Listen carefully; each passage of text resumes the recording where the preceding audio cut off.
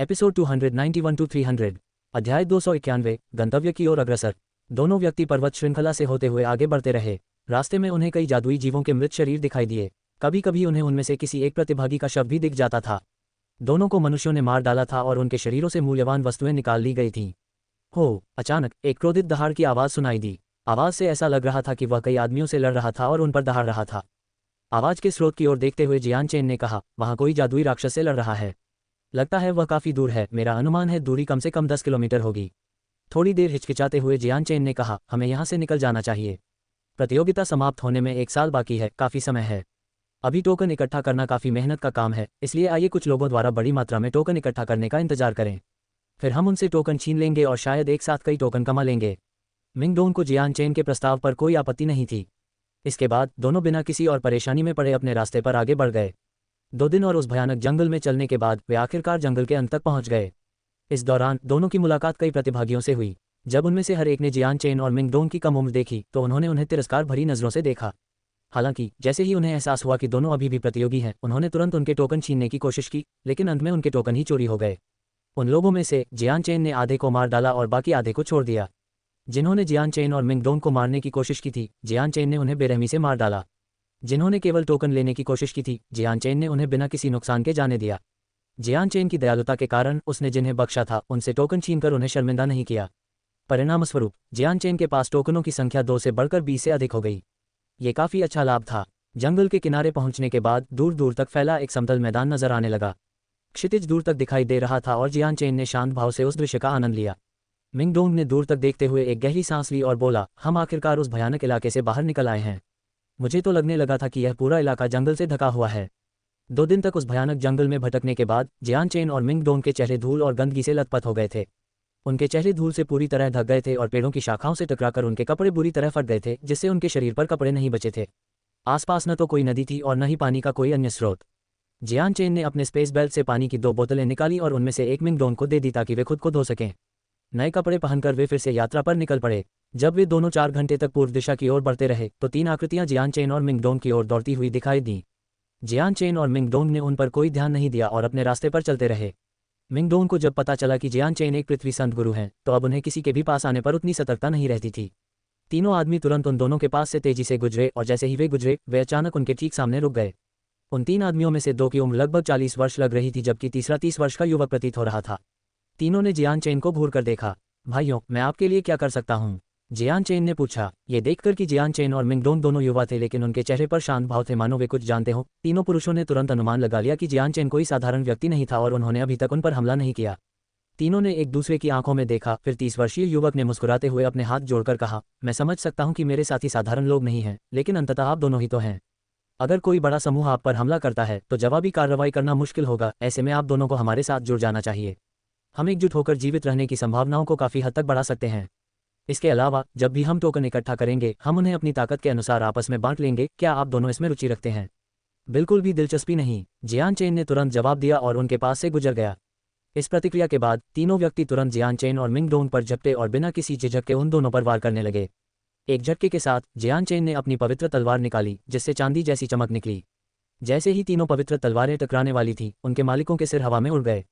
जियान chain की तलवार इतनी तेज थी कि तीनों को इसका पता भी नहीं चला। सिर कटे हुए शव जब अकड़कर जमीन पर गिरे तो खून के 3 फव्वारे हवा में लहरा उठे। गिरते ही उनकी आंखें सदमे से चौड़ी खुल गईं, जो उनकी मृत्यु के कारण कभी दूर नहीं हो पाएगा। उत्साह से अपना स्पेस बेल्ट उठाते हुए मिंगडोंग ने टोकन के साथ साथ 3 क्लास 4 मॉन्स्टर कोर भी निकाल लिए। तीनों को मारने के बाद जियान चेन और मिंगडोंग बिना किसी बाधा के अपने रास्ते पर आगे बढ़ गए। आधे दिन बाद जियान चेन और मिंगडोंग के कानों में एक भयंकर गर्जना सुनाई दी। दोनों ने देखा कि लगभग 50 आदमी 2 तरफ से आपस में लड़ रहे थे। युद्ध के मैदान में बैंगनी वस्त्र पहने एक अधेड़ उम्र का आदमी सबसे आगे खड़ा दिखाई दिया। युद्ध क्षेत्र एक नरसंहार था। हालांकि कुल मिलाकर 50 लोग थे, लेकिन उनकी संख्या बराबर नहीं थी। 30 से अधिक पुरुष 12 पुरुषों से लड़ रहे थे। उनकी ताकत में अंतर स्पष्ट रूप से दिखाई दे रहा था, इसलिए पलक झपकते ही युद्ध समाप्त हो गया और 12 पुरुष पूरी तरह से मारे गए। तुरंत ही बचे हुए लोगों ने स्पेस बेल्ट को बंद कर दिया और ढेरों टोकन निकालकर उन्हें सम्मानपूर्वक बैंगनी वस्त्रधारी व्यक्ति को सौंपना शुरू कर दिया। मैं ये प्रतीक नेता को अर्पित करता हूँ, पुरुषों ने आदरपूर्वक कहा। उस व्यक्ति ने लगभग 20 काले टोकन उठाए और उन्हें अपने स्पेस बेल्ट के अंदर रख दिया। मात्रा अपने आप में एक गुण है। निश्चिंत रहें, अगर आप मेरे साथ यात्रा करते हैं तो मैं सभी को अच्छे लाभ की गारंटी देता हूँ। इतना कहकर अधेड़ उम्र के उस व्यक्ति ने जियान चेन और मिंगडोंग की ओर मुड़कर देखा। जाओ और उन दोनों को मार डालो। उस आदमी ने इशारा करते हुए सभी आदमियों को उनके पीछे जाने का आदेश दिया। बिना किसी झिझक के 29 आदमियों ने तुरंत अपने पवित्र हथियार निकाले और जियान चेन का पीछा किया। समूह को अपनी ओर दौड़ते देख जियान चेन समझ गया कि लड़ाई होना तय है। मिंग डोंग, कुछ कदम पीछे हट जाओ, तो सावधान रहना। मिंग डोंग ने बहादुरी दिखाने की कोशिश भी नहीं की और 20 मीटर पीछे हट गया। जैसे ही 30 आदमी जियान चेन से 50 मीटर के दायरे में आए, उसने अपना पवित्र हथियार निकाला और बिना किसी डर के उन तीनों पर हमला कर दिया। इन लोगों के लिए जियान चेन भीड़ों के झुंड में एक शेर की तरह था। उसकी प्रकाश पवन तलवार ने उनकी गर्दन पर वार किया और पल भर में ही उनकी जान ले ली। कुछ ही सेकंड में 30 जीवित और क्रूर महान संत गुरुओं को गर्दन पर एक ही वार में मार डाला गया, जिससे उनकी गर्दन से खून बहने लगा। बैंगनी वस्त्रधारी व्यक्ति सदमे से हौंफ उठा। पलक झपकते ही बैंगनी रंग की एक प्रकाश की लकीर तेजी से आगे बढ़ी और जियान चेन से 20 मीटर दूर फिर से प्रकट हो गई। आश्चर्य भरी नजरों से उसने जियान चेन को उत्सुकता से देखा, मानो उसे इस बात की परवाह ही न हो कि उसने अभी अभी 30 लोगों को मार डाला है। कुछ देर बाद उस आदमी की हैरान आंखें और भी बड़ी होती चली गईं। वह जियान चेन की ताकत को देख ही नहीं पा रहा था, मानो जियान चेन धुएं के काले कोहरे से ढका हुआ हो और उसे भेदना नामुमकिन हो। लेकिन जियान चेन की कम उम्र देखकर वह आदमी और भी ज्यादा हैरान हो गया। छोटे भाई, इतनी कम उम्र में इतनी ताकत देखकर तो तुम वाकई एक प्रतिभाशाली हो। उस व्यक्ति ने बिना किसी शत्रुता के मुस्कुरा दिया। भीड़ को मारना कोई बड़ी बात नहीं है, जियान चेन ने मुस्कुराते हुए जवाब दिया। तुम तो मजाक कर रहे हो। इतने कम समय में केवल एक पृथ्वी संत गुरु ही एक ही प्रहार में 30 महान संत गुरुओं को मार सकता है। इतनी कम उम्र में उस स्तर तक पहुंचना कितना दुर्लभ है। क्यों ना हम दोनों मिलकर काम करें। अगर हम ऐसा कर पाए तो यह एकांत दुनिया हमारी होगी।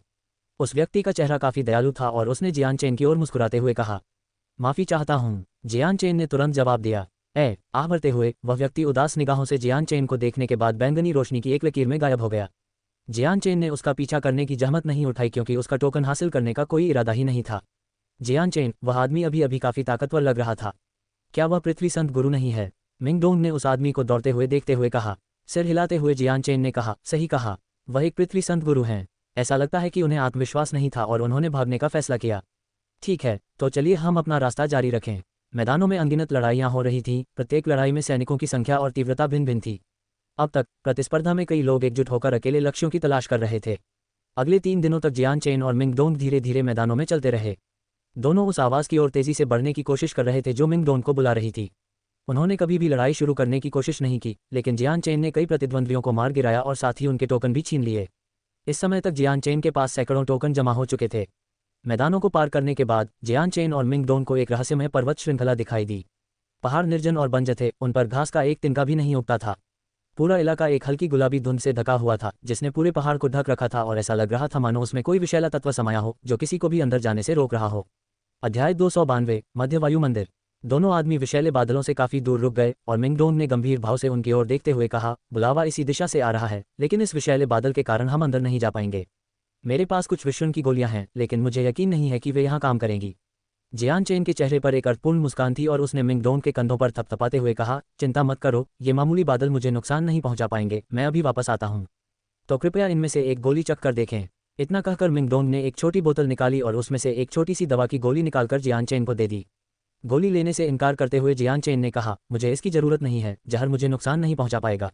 मिंग डोंग को शक था कि जियान चेन को जहर से डर नहीं लगता होगा, लेकिन वह जानता था कि यह जियान चेन के रहस्यों में से एक होगा, इसलिए उसने और कोई सवाल नहीं पूछा। बिना कुछ कहे वह जियान चेन के पीछे पीछे पर्वत श्रृंखला में चला गया। जहरीले धुएं के 20 मीटर भीतर मिंग डोंग के चेहरे का रंग अचानक बदल गया और तुरंत ही उसने खून की एक धारा उल्टी कर दी। तुरंत वापस दौड़कर उसने अपनी स्पेस बेल्ट के भीतर से एक सफेद जैड की बोतल निकाली और उसमें से एक काले रंग की गोली निकाली। बिना एक पल भी संकोच किए उसने उसे अपने मुंह में डाला और निगल लिया। गोली निगलने के बाद मिंग डोंग के चेहरे का रंग कुछ बेहतर हो गया और फिर उसने गंभीर भाव से जहरीली धुंध को देखते हुए कहा, यह जहर बहुत तीव्र है। जितना हम अंदर जाते हैं उतना ही तीव्र होता जाता है। मैंने अपनी सबसे अच्छी विषण गोली का इस्तेमाल कर लिया है, लेकिन फिर भी मुझे डर है कि यह 50 मीटर से अधिक दूरी तक मेरी रक्षा नहीं कर पाएगी। हम इस जगह में प्रवेश नहीं कर सकते। जियान चेन ने चुपचाप अपने स्पेस बेल्ट से एक पानी की बोतल निकाली। अपनी कलाई काटकर उसने खून को बोतल में टपकाना शुरू कर दिया।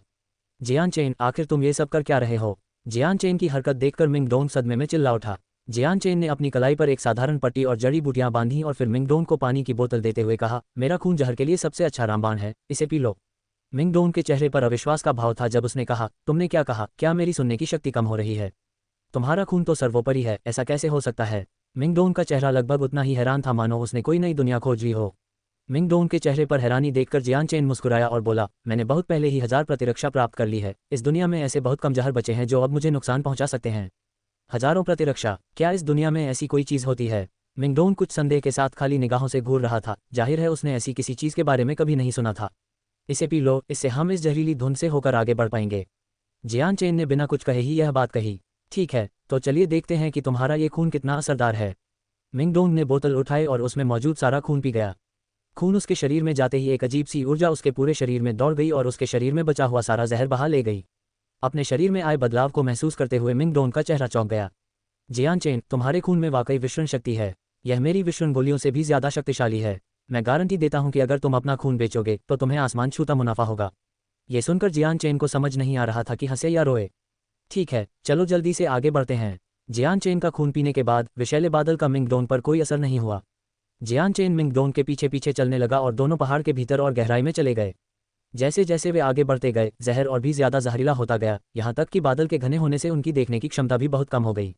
जहर की तीव्रता पहले की तुलना में कम से कम 10 गुना बढ़ जाने के बावजूद उन दोनों पर इसका कोई असर नहीं हुआ।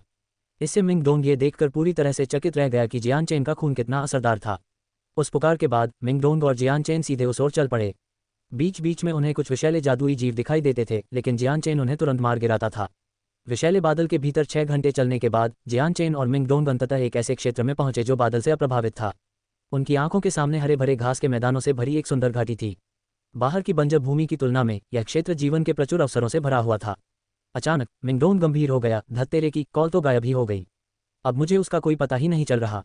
ये सुनकर जियान चेन का दिल जोर से धड़कने लगा। यह उनके लिए एक शुभ संकेत था। सामने के दृश्य को देखते हुए वह सोचने लगा, चलो इस इलाके की तलाशी लेते हैं। मुझे यकीन है कि कॉल इसी जगह से आ रही है। कुछ देर सोचने के बाद मिंगडोंग ने कहा, ठीक है, चलो अभी खोजते हैं और देखते हैं कि कुछ मिलता है या नहीं। इसके साथ ही जियान चेन और मिंगडोंग ने उस हरे भरे मैदान में चारों ओर तलाश शुरू कर दी, इस उम्मीद में कि उन्हें वह एहसास मिल जाए जो मिंगडोंग को इस क्षेत्र में प्रवेश करने से पहले होता था। जियान चेन, जल्दी आओ, मुझे कुछ मिला है। अचानक कुछ दूरी से मिंगडोंग की आवाज़ सुनाई दी। उसकी आवाज़ सुनकर जियान चेन तुरंत मिंगडोंग की ओर उड़ गया और उसने देखा कि वह एक बहुरंगी सरनी के ठीक बगल में खड़ा था जो धीरे धीरे थोड़ी मात्रा में शक्ति उत्सर्जित कर रही थी। ये तो अंतरिक्ष द्वार है, जियान चेन ने हैरानी से कहा। उसने कभी सोचा भी नहीं था कि इस विशैली पर्वत श्रृंखला के भीतर कोई अंतरिक्ष द्वार होगा। दोनों ने कुछ देर तक स्पेस गेट को देखा, फिर मिंगडोंग ने कहा, हम इसके अंदर से क्यों नहीं चले जाते। जियान चेन ने मिंगडोंग के प्रस्ताव को मानने से पहले कुछ पल हिचकिचाहट दिखाए। तुरंत ही जियान चेन ने स्पेस गेट को सक्रिय करने के लिए 5 क्लास 5 मॉन्स्टर कोर जमा कर दिए। गेट खुलते ही दोनों तुरंत उसमें से गुजर गए। अंतरिक्ष द्वार से गुजरने के बाद दोनों व्यक्तियों का अचानक एक सुंदर संसार में प्रवेश हुआ, जहां विभिन्न प्रकार के पौधे दिखाई दे रहे थे और मनमोहक सुगंध फैली हुई थी। हर सांस के साथ दोनों को अपने आप में शांति का अनुभव हो रहा था। अचानक जियान चेन को अपने ऊपर कुछ महसूस हुआ और उसने ऊपर देखा। देखते ही उसकी आंखें चौड़ी हो गईं और वह सदमे से मुंह खुला रह गया। एक विशाल महल 100 मीटर की ऊंचाई पर हवा में तैर रहा था। इस स्थान से निकलने वाली ऊर्जा असामान्य थी, मानो यह कोई ऐसा पवित्र स्थान हो जो हमेशा से बाहरी दुनिया से कटा हुआ हो। ये किसी भी चीज़ से पूरी तरह अलग होकर हवा में स्वतंत्र रूप से तैर रहा था। जो भी इसे देखता वह इस पर विश्वास नहीं कर पाता और सचमुच स्तब्ध रह जाता। मिंगडोंग ने जियान चेन की नज़र का पीछा करते हुए ऊपर की ओर देखा और तुरंत जियान चेन जैसी ही प्रतिक्रिया दी। मंदिर को देखते हुए उसकी दोनों आंखें चौड़ी हो गईं और उसके चेहरे पर विस्मय का भाव छा गया। फिर सफ़ेद वस्त्र पहने एक बुजुर्ग आकाश से नीचे उतरे और जियान चेन और मिंगडोंग के सामने जमीन पर आ गिरे। उनके सफ़ेद बाल पीठ के पीछे एक लंबी चाबुक की तरह बंधे हुए थे। उनका पूरा शरीर शांत भाव से भरा हुआ था और ऐसा लग रहा था मानो वे अमर हों। बुजुर्ग व्यक्ति के चेहरे पर हल्की मुस्कान थी और उन्होंने कहा, आदरणीय अतिथिगण, हमारे स्वामी जी काफ़ी समय से प्रतीक्षा कर रहे हैं, कृपया मुझे आपको अंदर ले जाने की अनुमति दें। दोनों के उत्तर का इंतजार किए बिना ही उस व्यक्ति ने अपने हाथ हिलाए, जिससे ऊर्जा का एक बुलबुला जियान चेन और मिंगडोंग के चारों ओर लिपट गया और वे मंदिर की ओर हवा में तैरने लगे। इस बिंदु तक जियान चेन और मिंगडोंग दोनों अवाक और हक्का बक्का थे। जब तक दोनों ने अपनी स्थिति संभाली तब तक वे मंदिर के द्वार के काफ़ी अंदर पहुंच चुके थे। माननीय अतिथिगण, कृपया इस वृद्ध व्यक्ति के पीछे आइए, मैं आपको भगवान के दर्शन कराऊंगा। इतना कहकर वृद्ध व्यक्ति मंदिर में प्रवेश कर गया। एक पल रुकिए, आदरणीय वरिष्ठ, आखिर यह जगह है क्या? जियान चेन ने हड़बड़ी में चिल्लाकर कहा। बड़े की बातों ने उसे इतना भ्रमित कर दिया था कि वह पूरी तरह से हैरान था। ये बुजुर्ग व्यक्ति तो केवल प्रभु के आदरणीय अतिथियों का स्वागत करने के लिए यहाँ आया था। बाकी सभी बातें, जैसे कि अन्य बारीकियां, प्रभु के उत्तर देने के लिए ही उचित हैं। बुजुर्ग ने एक दयालु दादाजी की तरह हंसते हुए कहा, आदरणीय गुरुदेव, क्या आपको यकीन है कि आपने गलत व्यक्ति को तो नहीं बुला लिया? कहीं हम वो अतिथि न हो जिनका आप इंतजार कर रहे हैं? मिंगडोंग ने पीछे से चिंता से कहा। तैरते हुए मंदिर का ये रहस्यमय स्वामी निस्संदेह एक अत्यंत शक्तिशाली व्यक्ति था। अगर ये दोनों वो नहीं थे जिनका वह इंतजार कर रहा था, तो फिर इनका क्या होगा? यह एक रहस्य ही था। मिंगडोंग की बातें सुनकर बड़े बुजुर्ग हंसे बिना नहीं रह सके। तुम्हें क्या लगता है कि स्वामी किस तरह के व्यक्ति हैं? स्वामी के पास असीम शक्ति है, भला वे इतनी छोटी सी गलती कैसे कर सकते हैं? अब और प्रश्न पूछने की कोई आवश्यकता नहीं है, कृपया स्वामी का इंतजार करें, वे स्वयं आपके प्रश्नों का उत्तर देंगे। बाकी प्रश्नों का उत्तर देने का मुझे कोई अधिकार नहीं है। दोनों बड़े बुजुर्ग के पीछे पीछे बड़े बुजुर्ग की तरह घबराए हुए चल रहे थे और बीच बीच में इधर उधर देख रहे थे। मंदिर बहुत विशाल था और उसमें अपार ऊर्जा प्रवाहित हो रही थी। ऐसा लग रहा था मानो मंदिर की संरचना शुद्ध ऊर्जा से बनी हो। मंदिर के अंदर कई गलियारे थे, लेकिन फिर भी पूरा स्थान शांत था। एक भी व्यक्ति दिखाई नहीं दे रहा था और ऐसा लग रहा था मानो वहां सिर्फ वे तीनों ही हों। जियान चेन और मिंग डोंग कई गलियारों से गुजरते हुए अंततः एक बहुत बड़े गलियारे के सामने पहुंचे। वहां पहुंचकर बुजुर्ग ने हाथ जोड़कर बंद दरवाजों की ओर झुकते हुए कहा, महाराज, सम्मानित अतिथि आ गए हैं, आप जा सकते हैं। एक गंभीर आवाज सुनाई दी। आवाज से लग रहा था कि यह आवाज पुरुष की थी। जी महाराज। बड़े ने जाने से पहले एक बार फिर आदरपूर्वक सिर झुकाया, जिससे जियान चेन और मिंग डोंग असमंजस में पड़ गए कि आगे क्या करें। आप दोनों अंदर आ सकते हैं। भीतर से एक बार फिर दमदार आवाज सुनाई दी। अगले ही पल दरवाजे धीरे धीरे खुलने लगे और आप दोनों अंदर जाने लगे। एक दूसरे की ओर देखकर दोनों व्यक्ति हॉल में जाने से पहले एक पल के लिए हिचकिचाए। अध्याय 293, मिंग डोंग का जीवन अनुभव। मंदिर का हॉल अत्यंत विशाल था और सिंहासन के अलावा वहां कोई अन्य वस्तु नहीं थी। यहां तक कि नींव के खंभे भी दिखाई नहीं दे रहे थे, जिससे जियान चेन को आश्चर्य हुआ कि छत को सहारा कैसे दिया जा रहा है। सिंहासन के ठीक सामने एक अकेला व्यक्ति सफेद वस्त्र पहने बैठा था, जिसकी पीठ उनकी ओर थी। उसकी उपस्थिति का कोई विशेष आभास नहीं हो रहा था। ऐसा लग रहा था मानो वह संसार में विलीन हो गया हो। जियान चेन और मिंग डोंग हॉल के ठीक बीच में आकर रुक गए। उन्होंने हाथ जोड़कर बड़े को प्रणाम किया और कहा, हम वरिष्ठ को प्रणाम करते हैं। बड़े व्यक्ति के मुंह से एक लंबी सांस सुनाई दी, लेकिन उस एक सांस में एक गहरी भावना समाई हुई थी। इसके बाद वह धीरे से मुड़ा, जिससे जियान चेन और मिंग डोंग को उसका चेहरा दिखाई दिया। वह लगभग 40 वर्ष का एक अधेड़ उम्र का व्यक्ति था, जो बेहद सक्षम प्रतीत होता था। सफेद वस्त्रधारी व्यक्ति ने मिंग डोंग को एक विचित्र दृष्टि से देखा, मानो वह संसार के ताने बाने को भेद कर समय के पार भी बिना किसी दोष के देख सकता हो। कुछ समय बाद अधेड़ उम्र के उस व्यक्ति ने एक बार फिर आह भरी और उसकी निगाहें मिंग डोंग से हटकर आकाश के उच्चतम बिंदु की ओर चली गईं। 5000 साल बाद, यितिन, मुझे अंततः तुम्हारा वंशज मिल गया है। मैं अंततः तुम्हारी अंतिम इच्छा पूरी कर सकता हूँ। 5000 साल। ये सुनकर जियान चेन और मिंग डोंग दोनों चौंक गए। क्या सच में ये 40 साल का आदमी 5000 साल पुराना संकी था? इसके बाद की बातें उन दोनों ने नहीं सुनी। मानो अतीत की कोई बात याद करते हुए उस आदमी ने एक और गहरी सांस ली और मिंग डोंग की ओर मुस्कुराते हुए कहा, बच्चे इधर आओ। घबराते हुए मिंग डोंग धीरे धीरे आगे बढ़ा और बोला, वरिष्ठ। उस व्यक्ति के खाली हाथ में गहरे हरे रंग का एक जैड का टुकड़ा दिखाई दे रहा था। जैसे ही मिंग डोंग ने उस जैड के टुकड़े को देखा, उसकी निगाहें उस पर टिक गईं। मेरे बच्चे, क्या अब तुम्हें एक अजीब सी पुकार महसूस हो रही है? एक ऐसी पुकार जो तुम्हें यह एहसास दिलाती है कि तुम स्वतंत्र रूप से सोचने में सक्षम नहीं हो। उस व्यक्ति ने मिंग डोंग से कोमल स्वर में कहा। जी हाँ वरिष्ठ। अभी भी मिंग डोंग की निगाहें जैड के टुकड़े पर टिकी हुई थीं। यह जैड का टुकड़ा 5000 वर्षों से मेरे पास है और आपके पूर्वज ने मुझे दिया था। यह उनके जीवन भर की मेहनत का फल है। उन्होंने मुझसे कहा था कि अगर कभी मुझे उनके वंशजों में से कोई मिले तो मैं उन्हें ये जैड का टुकड़ा भेंट कर दूं। अब मैं आखिरकार अपने पुराने मित्र की अंतिम इच्छा पूरी कर पा रहा हूँ। बोलते बोलते उस व्यक्ति की आवाज़ भावुक हो गई। हाथ हिलाते ही जैड का टुकड़ा एक अजीब सी रोशनी से घिर गया और धीरे धीरे मिंग डोंग की ओर तैरने लगा। तैरते हुए जैड के टुकड़े को देखकर मिंग डोंग की बाह में एक तीव्र अनुभूति हुई और उसने अचानक उसे पकड़ने की कोशिश की, लेकिन तभी उसका यह नियंत्रण टूट गया और वह उलझन में पड़कर होश में आ गया। इस समय वह कुछ ऐसा महसूस कर रहा था जिसने उसे पूरी तरह से अचंभित कर दिया था। मिंग डोंग कुछ पल असमंजस में सोचता रहा, फिर सफेद वस्त्रधारी व्यक्ति की ओर संदेह भरे स्वर में मुड़ा और बोला, वरिष्ठ, क्या ये जैड का टुकड़ा सचमुच मेरे पूर्वज का था? मेरे पूर्वज कौन थे? क्या ऐसा हो सकता है कि आपने गलत व्यक्ति को खोज लिया हो? मैंने तो अपने पूर्वजों के बारे में अपने पूरे जीवन में कभी सुना भी नहीं है। अधेड़ उम्र के व्यक्ति ने एक बार फिर आह भरी और शिकायत भरे स्वर में बुदबुदाया, यितिन, मैंने सोचा नहीं था कि 5000 वर्षों के बाद तुम्हारी संतानें तुम्हें भूल जाएंगी। मानो दिल टूट गया हो, अधेड़ उम्र के व्यक्ति ने मिंग डोंग की ओर मुड़कर पूछा, मेरे बच्चे, तुम्हारा नाम क्या है? वरिष्ठ, मेरा नाम मिंग डोंग है। मिंग डोंग ने उत्तर दिया। मिंग डोंग है ना? अच्छा नाम है। उस व्यक्ति ने एक पल सोचा और फिर कहा, मेरे बच्चे, मुझे तुम्हें ये बताने दो कि 5000 साल पहले तुम्हारे मिंग परिवार की स्थिति कैसी थी। वह व्यक्ति गहरी सोच में डूब गया, फिर कुछ याद करते हुए अपना सिर आकाश की ओर उठाया और बोला, 5000 साल पहले तुम्हारा मिंग परिवार एक अत्यंत प्रभावशाली कुल था। उस समय तुम्हारे मिंग परिवार में एक विलक्षण प्रतिभा का धनी था। 30 वर्ष की आयु तक उसने पृथ्वी संत गुरु के स्तर में प्रवेश कर लिया था। वह तुम्हारा पूर्वज है मिंग यितिन। तुम्हारे पूर्वज और मैं संयोग से मिले थे, लेकिन हम जल्दी ही अच्छे दोस्त बन गए। हमने मिलकर एक भाड़े के सैनिकों का समूह बनाया और साथ में कई अनुभव किए। हमने साथ मिलकर लड़ाई लड़ी और दुश्मनों को मारा, कई लड़ाइयों में हिस्सा लिया और यहाँ तक कि साथ मिलकर खतरों से भी बचे। तुम्हारे पूर्वज और मैं जल्दी ही इतने अच्छे दोस्त बन गए कि मौत भी हमें अलग नहीं कर सकती थी।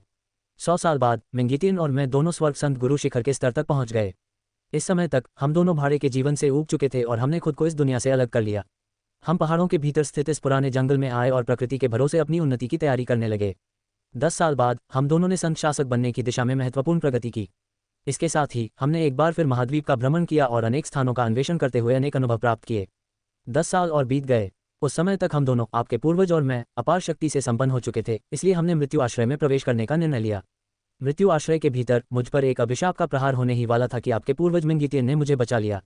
उन्होंने अपने शरीर का बलिदान देकर उस प्रहार को अपने ऊपर ले लिया और मेरी जान बचाई। इस समय तक उस व्यक्ति का चेहरा गंभीर हो गया, मानो वह अपने दुख को छुपाने की कोशिश कर रहा हो। मृत्यु का घोंसला तियान युआन महाद्वीप का सबसे खतरनाक स्थान है। हमारे संत शासक स्तर के बावजूद हम अपनी रक्षा करने में असमर्थ थे। अभिशाप बहुत शक्तिशाली था और यितियन की शक्ति के बावजूद वह क्षरण का सामना नहीं कर सका और 2 महीने के भीतर उसकी मृत्यु हो गई। अपनी मृत्यु निकट देखकर वह अपने अंतिम कुछ दिन मिंग परिवार के साथ बिताने में अत्यंत प्रसन्न था। उसने यह नहीं सोचा था कि जिस क्षण वह मिंग परिवार में लौटेगा सब कुछ बदल चुका होगा। कभी गौरवशाली रहा मिंग परिवार अब अस्तित्व में नहीं था। 30 वर्ष पूर्व हमारे पूर्व शत्रुओं द्वारा उनका सफाया कर दिया गया था और मिंग परिवार के वंशज बिना किसी निशान के तितर बितर हो गए थे। क्योंकि आपके पूर्वज और मैंने दोनों ने ही महाद्वीप से अपना संबंध तोड़ लिया था और किसी से भी संपर्क नहीं रखा था, इसलिए मिंग परिवार के बारे में हमारी सारी जानकारी बहुत पहले ही खो गई थी। इसलिए उनके विनाश के बाद हमें कोई अंदाजा नहीं था कि वे कहाँ होंगे। इस दुखद अंत ने आपके पूर्वज मिंग यितियन को अत्यधिक शोक में डाल दिया। उन्होंने कभी सोचा भी नहीं था कि अपने जीवन के अंतिम क्षणों में उनका कुल इस तरह भयानक अंत हो जाएगा। स्वाभाविक रूप से मैं उनके साथ था और जानता था कि वे क्या महसूस कर रहे थे। इस अपार दुख के कारण वे खून के आंसू रोए। उसके बाद मिंग यितियन और मैंने मिंग परिवार के विनाश के लिए जिम्मेदार लोगों की तलाश शुरू की। दुर्भाग्य से हम दोनों पहले जितने शक्तिशाली नहीं रहे थे और हम सिर्फ 2 लोग ही थे। इसके अलावा हमारे कई दुश्मन भी थे। 30 साल बाद हर कोई मिंग परिवार को भूल चुका था, जिसके कारण सुराग भी गायब हो गए। 2 महीने के छोटे से समय में हम कोई सुराग नहीं जुटा पाए और हमें कोई भी जीवित व्यक्ति नहीं मिला जो हमें कुछ बता सके। अब तक उस व्यक्ति के चेहरे पर उदासी छा चुकी थी और वह उदास स्वर में बोला, 2 महीने बाद शक्तिशाली श्राप के कारण मिंग यितियन खेद के साथ इस दुनिया से चले गए। अपनी मृत्यु से पहले उन्होंने अपनी आत्मा का उपयोग करके अपने जीवन के सभी अनुभवों को इस जैद पत्थर पर उकेर दिया और इसे मुझे सौंप दिया। उन्होंने कहा था कि यदि मैं भविष्य में उनके वंशज से मिलूं तो मैं ये जैद पत्थर उन्हें सौंप दूं, यही उनकी अंतिम इच्छा थी। यितियन की मृत्यु ने मुझे असीम दुख दिया। हम दोनों गहरे दोस्त थे और भाई जैसे थे। उसने तो मेरे लिए अपनी जान तक दे दी थी, इसलिए जब उसने मुझे जैद का टुकड़ा दिया तो मैं उसके कुल की मृत्यु के लिए जिम्मेदार लोगों और बचे हुए लोगों की तलाश में पूरे तियान युआन महाद्वीप में निकल पड़ा। 300 वर्षों तक मैंने बड़ी मेहनत से उन सभी लोगों को खदेड़ा जो इसके लिए जिम्मेदार हो सकते थे, लेकिन मिंग परिवार का कोई पता नहीं चला। आज तक यही मेरा सबसे बड़ा अफसोस है। एक लंबी आह भरते हुए उसने मिंग डोंग की ओर मुड़कर कहा, परंतु तो स्वर्ग ही दयालु है।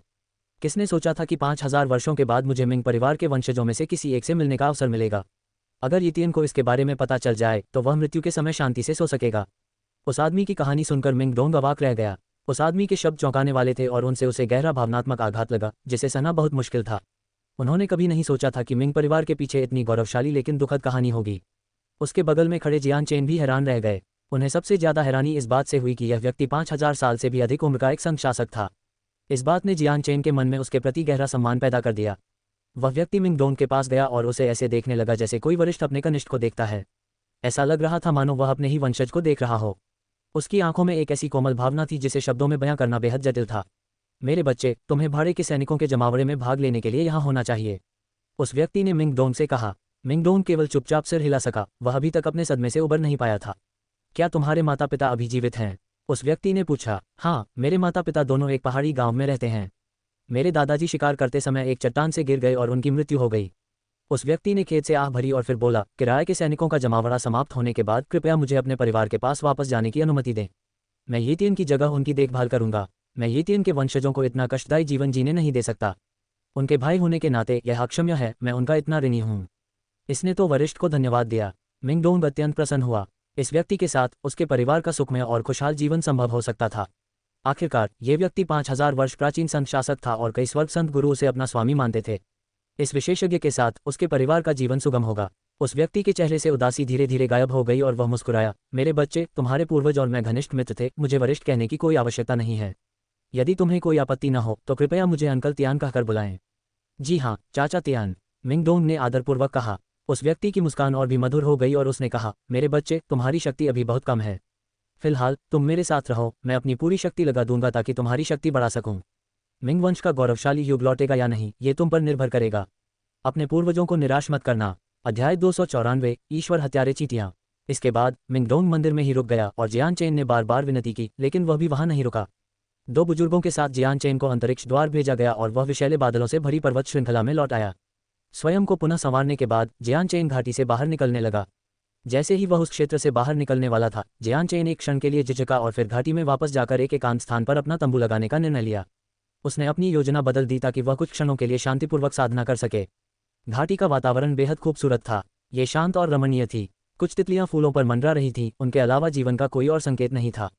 घाटी के चारों ओर विशैला बादल छाया हुआ था और उसने पूरे क्षेत्र को गुलाबी रंग में रंग दिया था। गुलाबी बादल के कारण कोई भी घाटी में प्रवेश नहीं कर पा रहा था। ऐसा लग रहा था मानो बादल पर्वत श्रृंखला की रक्षा कर रहा हो। विष की तीव्रता बहुत अधिक थी और कोई भी प्रतियोगी इस घाटी में प्रवेश नहीं कर सका।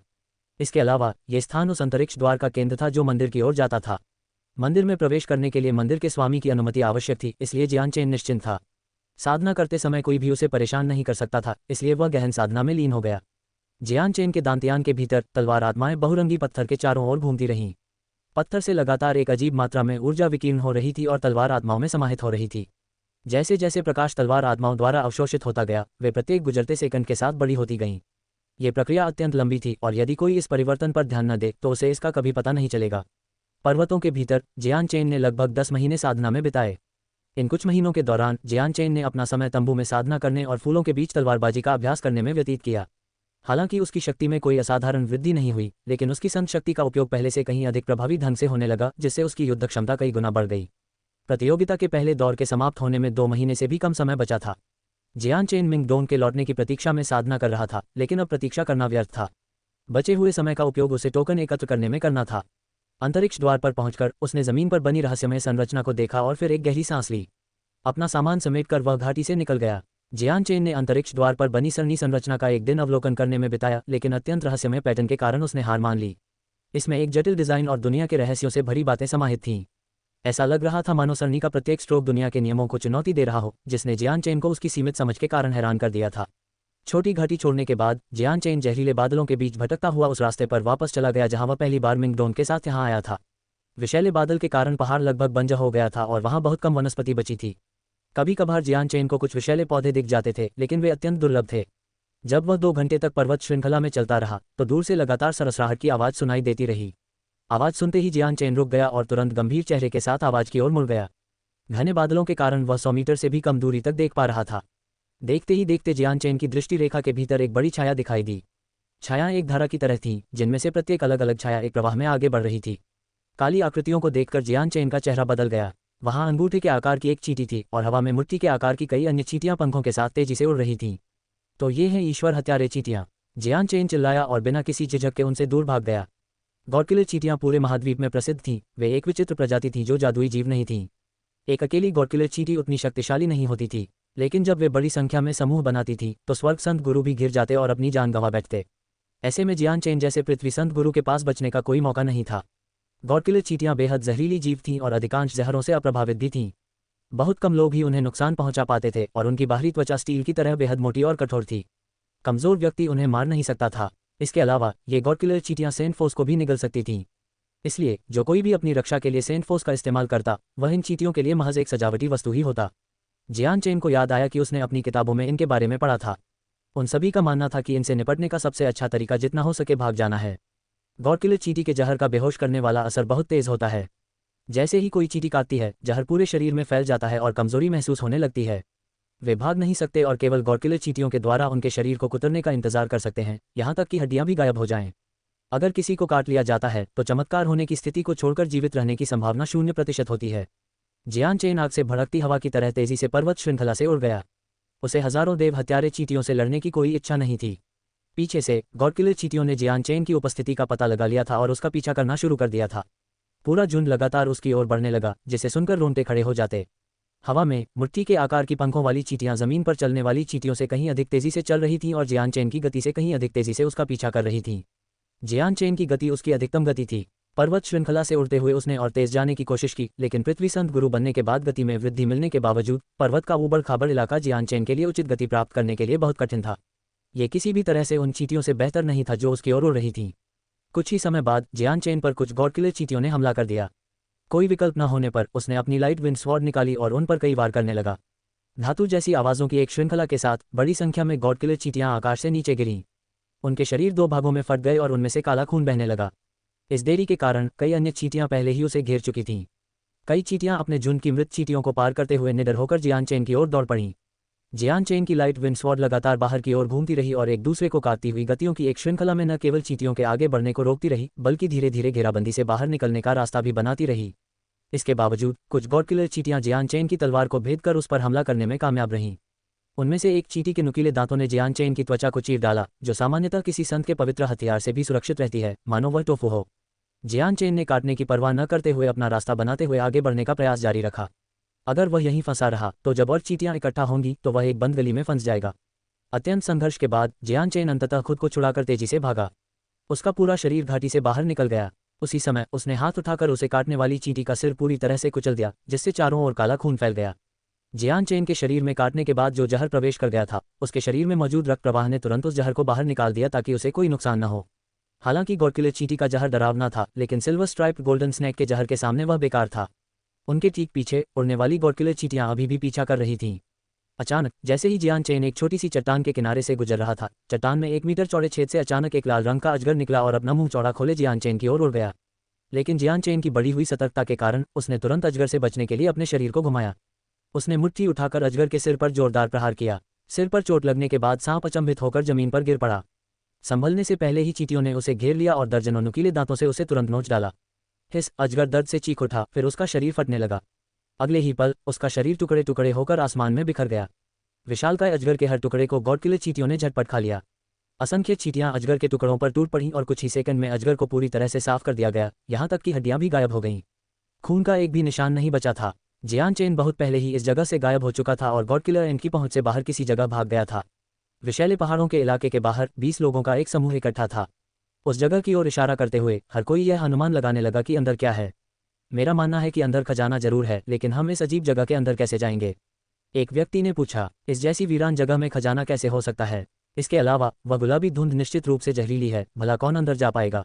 इतनी जहरीली धुंध यहाँ बिना किसी कारण के नहीं हो सकती। ये जगह वाकई अजीब है और इसमें कोई न कोई रहस्य जरूर छिपा है। क्या कोई शक्तिशाली विशेषज्ञ यहाँ एकांत में रह रहा होगा? मैंने सुना है कि कुछ वरिष्ठ विशेषज्ञ अक्सर उच्च स्तरीय जादुई जीवों और अन्य सुरक्षा उपायों को स्थापित करते हैं ताकि वे शांतिपूर्वक साधना कर सकें। इसलिए मुझे पूरा यकीन है कि यहाँ भी यही स्थिति है। मैं आपकी बात समझ सकता हूँ, लेकिन इस तरह की सुरक्षा व्यवस्था को देखते हुए यहाँ मौजूद विशेषज्ञ जहर विशेषज्ञ ही होना चाहिए। मेरा सुझाव है कि हमें तुरंत यहाँ से निकल जाना चाहिए। अगर हमने यहाँ मौजूद विशेषज्ञ को परेशान किया तो सब कुछ बिगड़ जाएगा। अरे, आप ऐसी बातें कैसे कह सकते हैं? कौन कहता है कि हम उस विशेषज्ञ को नाराज कर देंगे या उसका खामियाजा भुगतेंगे? क्या आपने भाग्यशाली मुलाकात के बारे में नहीं सुना? अगर यह विशेषज्ञ उदार हुआ तो हम शायद उसके शिष्य बन सकते हैं और अजगर के द्वार को पार करने वाली मछलियों की तरह हो सकते हैं। मेरी नज़र में यह एक बहुत बड़ा अवसर है। टेल नोट URL 20 आदमी जहरीली धुंध के सामने आपस में चर्चा करते रहे और इस बात पर बहस करते रहे कि अंदर क्या हो सकता है। अरे देखो, कोई बाहर आ रहा है, किसी की आवाज़ सुनाई दी। तुरंत ही सबने अपना सिर घुमाकर देखा कि आखिर कौन उस विषैले बादल से इतनी दयनीय हालत में बाहर भाग रहा है। अध्याय 295 टोकन एकत्र करना। वह व्यक्ति जहर से नहीं डरता। उसके पास जरूर कोई शक्तिशाली विषनाशक गोली होगी या फिर कोई ऐसा खजाना होगा जो उसे विष से प्रतिरक्षित कर देता हो। देखो वो कितना कमजोर दिख रहा है, पहाड़ों में उसे जरूर कई चोटें लगी होंगी। मुझे लगता है उसकी ताकत ज़्यादा नहीं होगी। तो फिर बात पक्की हो गई। चलो उससे उसका खजाना या गोली ले लेते हैं और हम खुद अंदर जाकर जांच करते हैं। इतने सारे लोगों के साथ हमें ज़रूर कुछ न कुछ फ़ायदा होगा। सभी पुरुषों ने सहमति में जयकार की और उनके चेहरे उत्साह से चमक उठे। देखते ही देखते वह आकृति नजर आ गई। उसके सफ़ेद वस्त्र जगह जगह से फटे हुए थे, खून से रंगे हुए सफ़ेद वस्त्र लाल हो गए थे। उसके युवा शरीर पर जगह जगह चोटें दिखाई दे रही थीं, जो किसी काले तरल पदार्थ से ढका हुआ था, और हर कोई समझ सकता था कि यह युवक 20 वर्ष से अधिक आयु का नहीं हो सकता।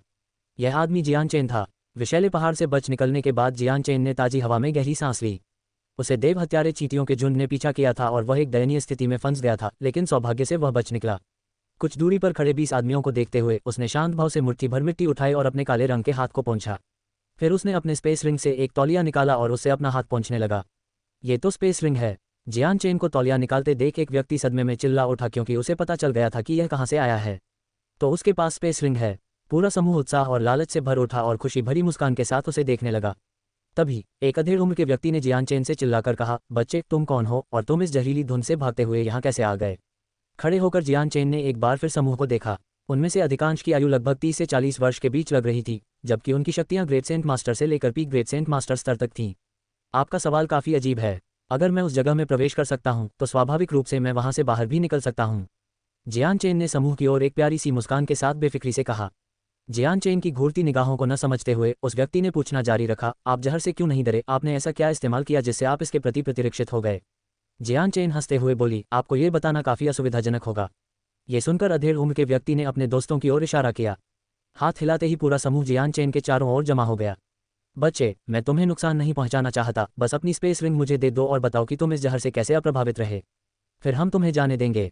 उस आदमी ने आदेश दिया। जी हाँ, हम बेवजह किसी की हत्या नहीं करते। तुम्हारी कम उम्र को देखते हुए तुम्हारा लंबा जीवन अभी बाकी है। बस आज्ञाकारी होकर अपनी स्पेस रिंग हमें सौंप दो और बताओ कि तुम जहर से कैसे बचे। एक दुबले पतले आदमी ने कहा। बच्चे, तुम्हारी त्वचा इतनी बेदाग है, लगता है तुम्हें दर्द सहने की आदत नहीं है।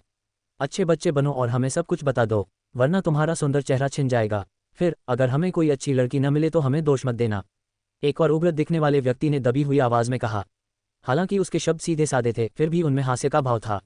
जियान चेन ने समूह की ओर मुस्कुराते हुए कहा, आप लोग इतने बुरे लोग नहीं लगते, इसलिए मैं आपको शर्मिंदा नहीं करूंगा। अपने टोकन मुझे सौंप दीजिए और मैं आपको विश्वास दिलाता हूं कि मैं आपको कोई नुकसान नहीं पहुंचाऊंगा। ये शब्द सुनकर पूरा समूह स्तब्ध रह गया। सब लोग जोर से हंसने लगे और उनमें से एक ने कहा, ये बच्चा कितना घमंडी है, सब लोग आओ और इसे शर्मिंदा करो। मुझे अनुमति दीजिए, एक हटे कट्टे आदमी ने आगे बढ़कर जियान चेन की ओर मुट्ठी उठाते हुए कहा। आते हुए मुके को देखकर जियान चेन ने अपना सिर हिलाया और फिर अपना दाहिना हाथ उठाकर मुके को पकड़ लिया।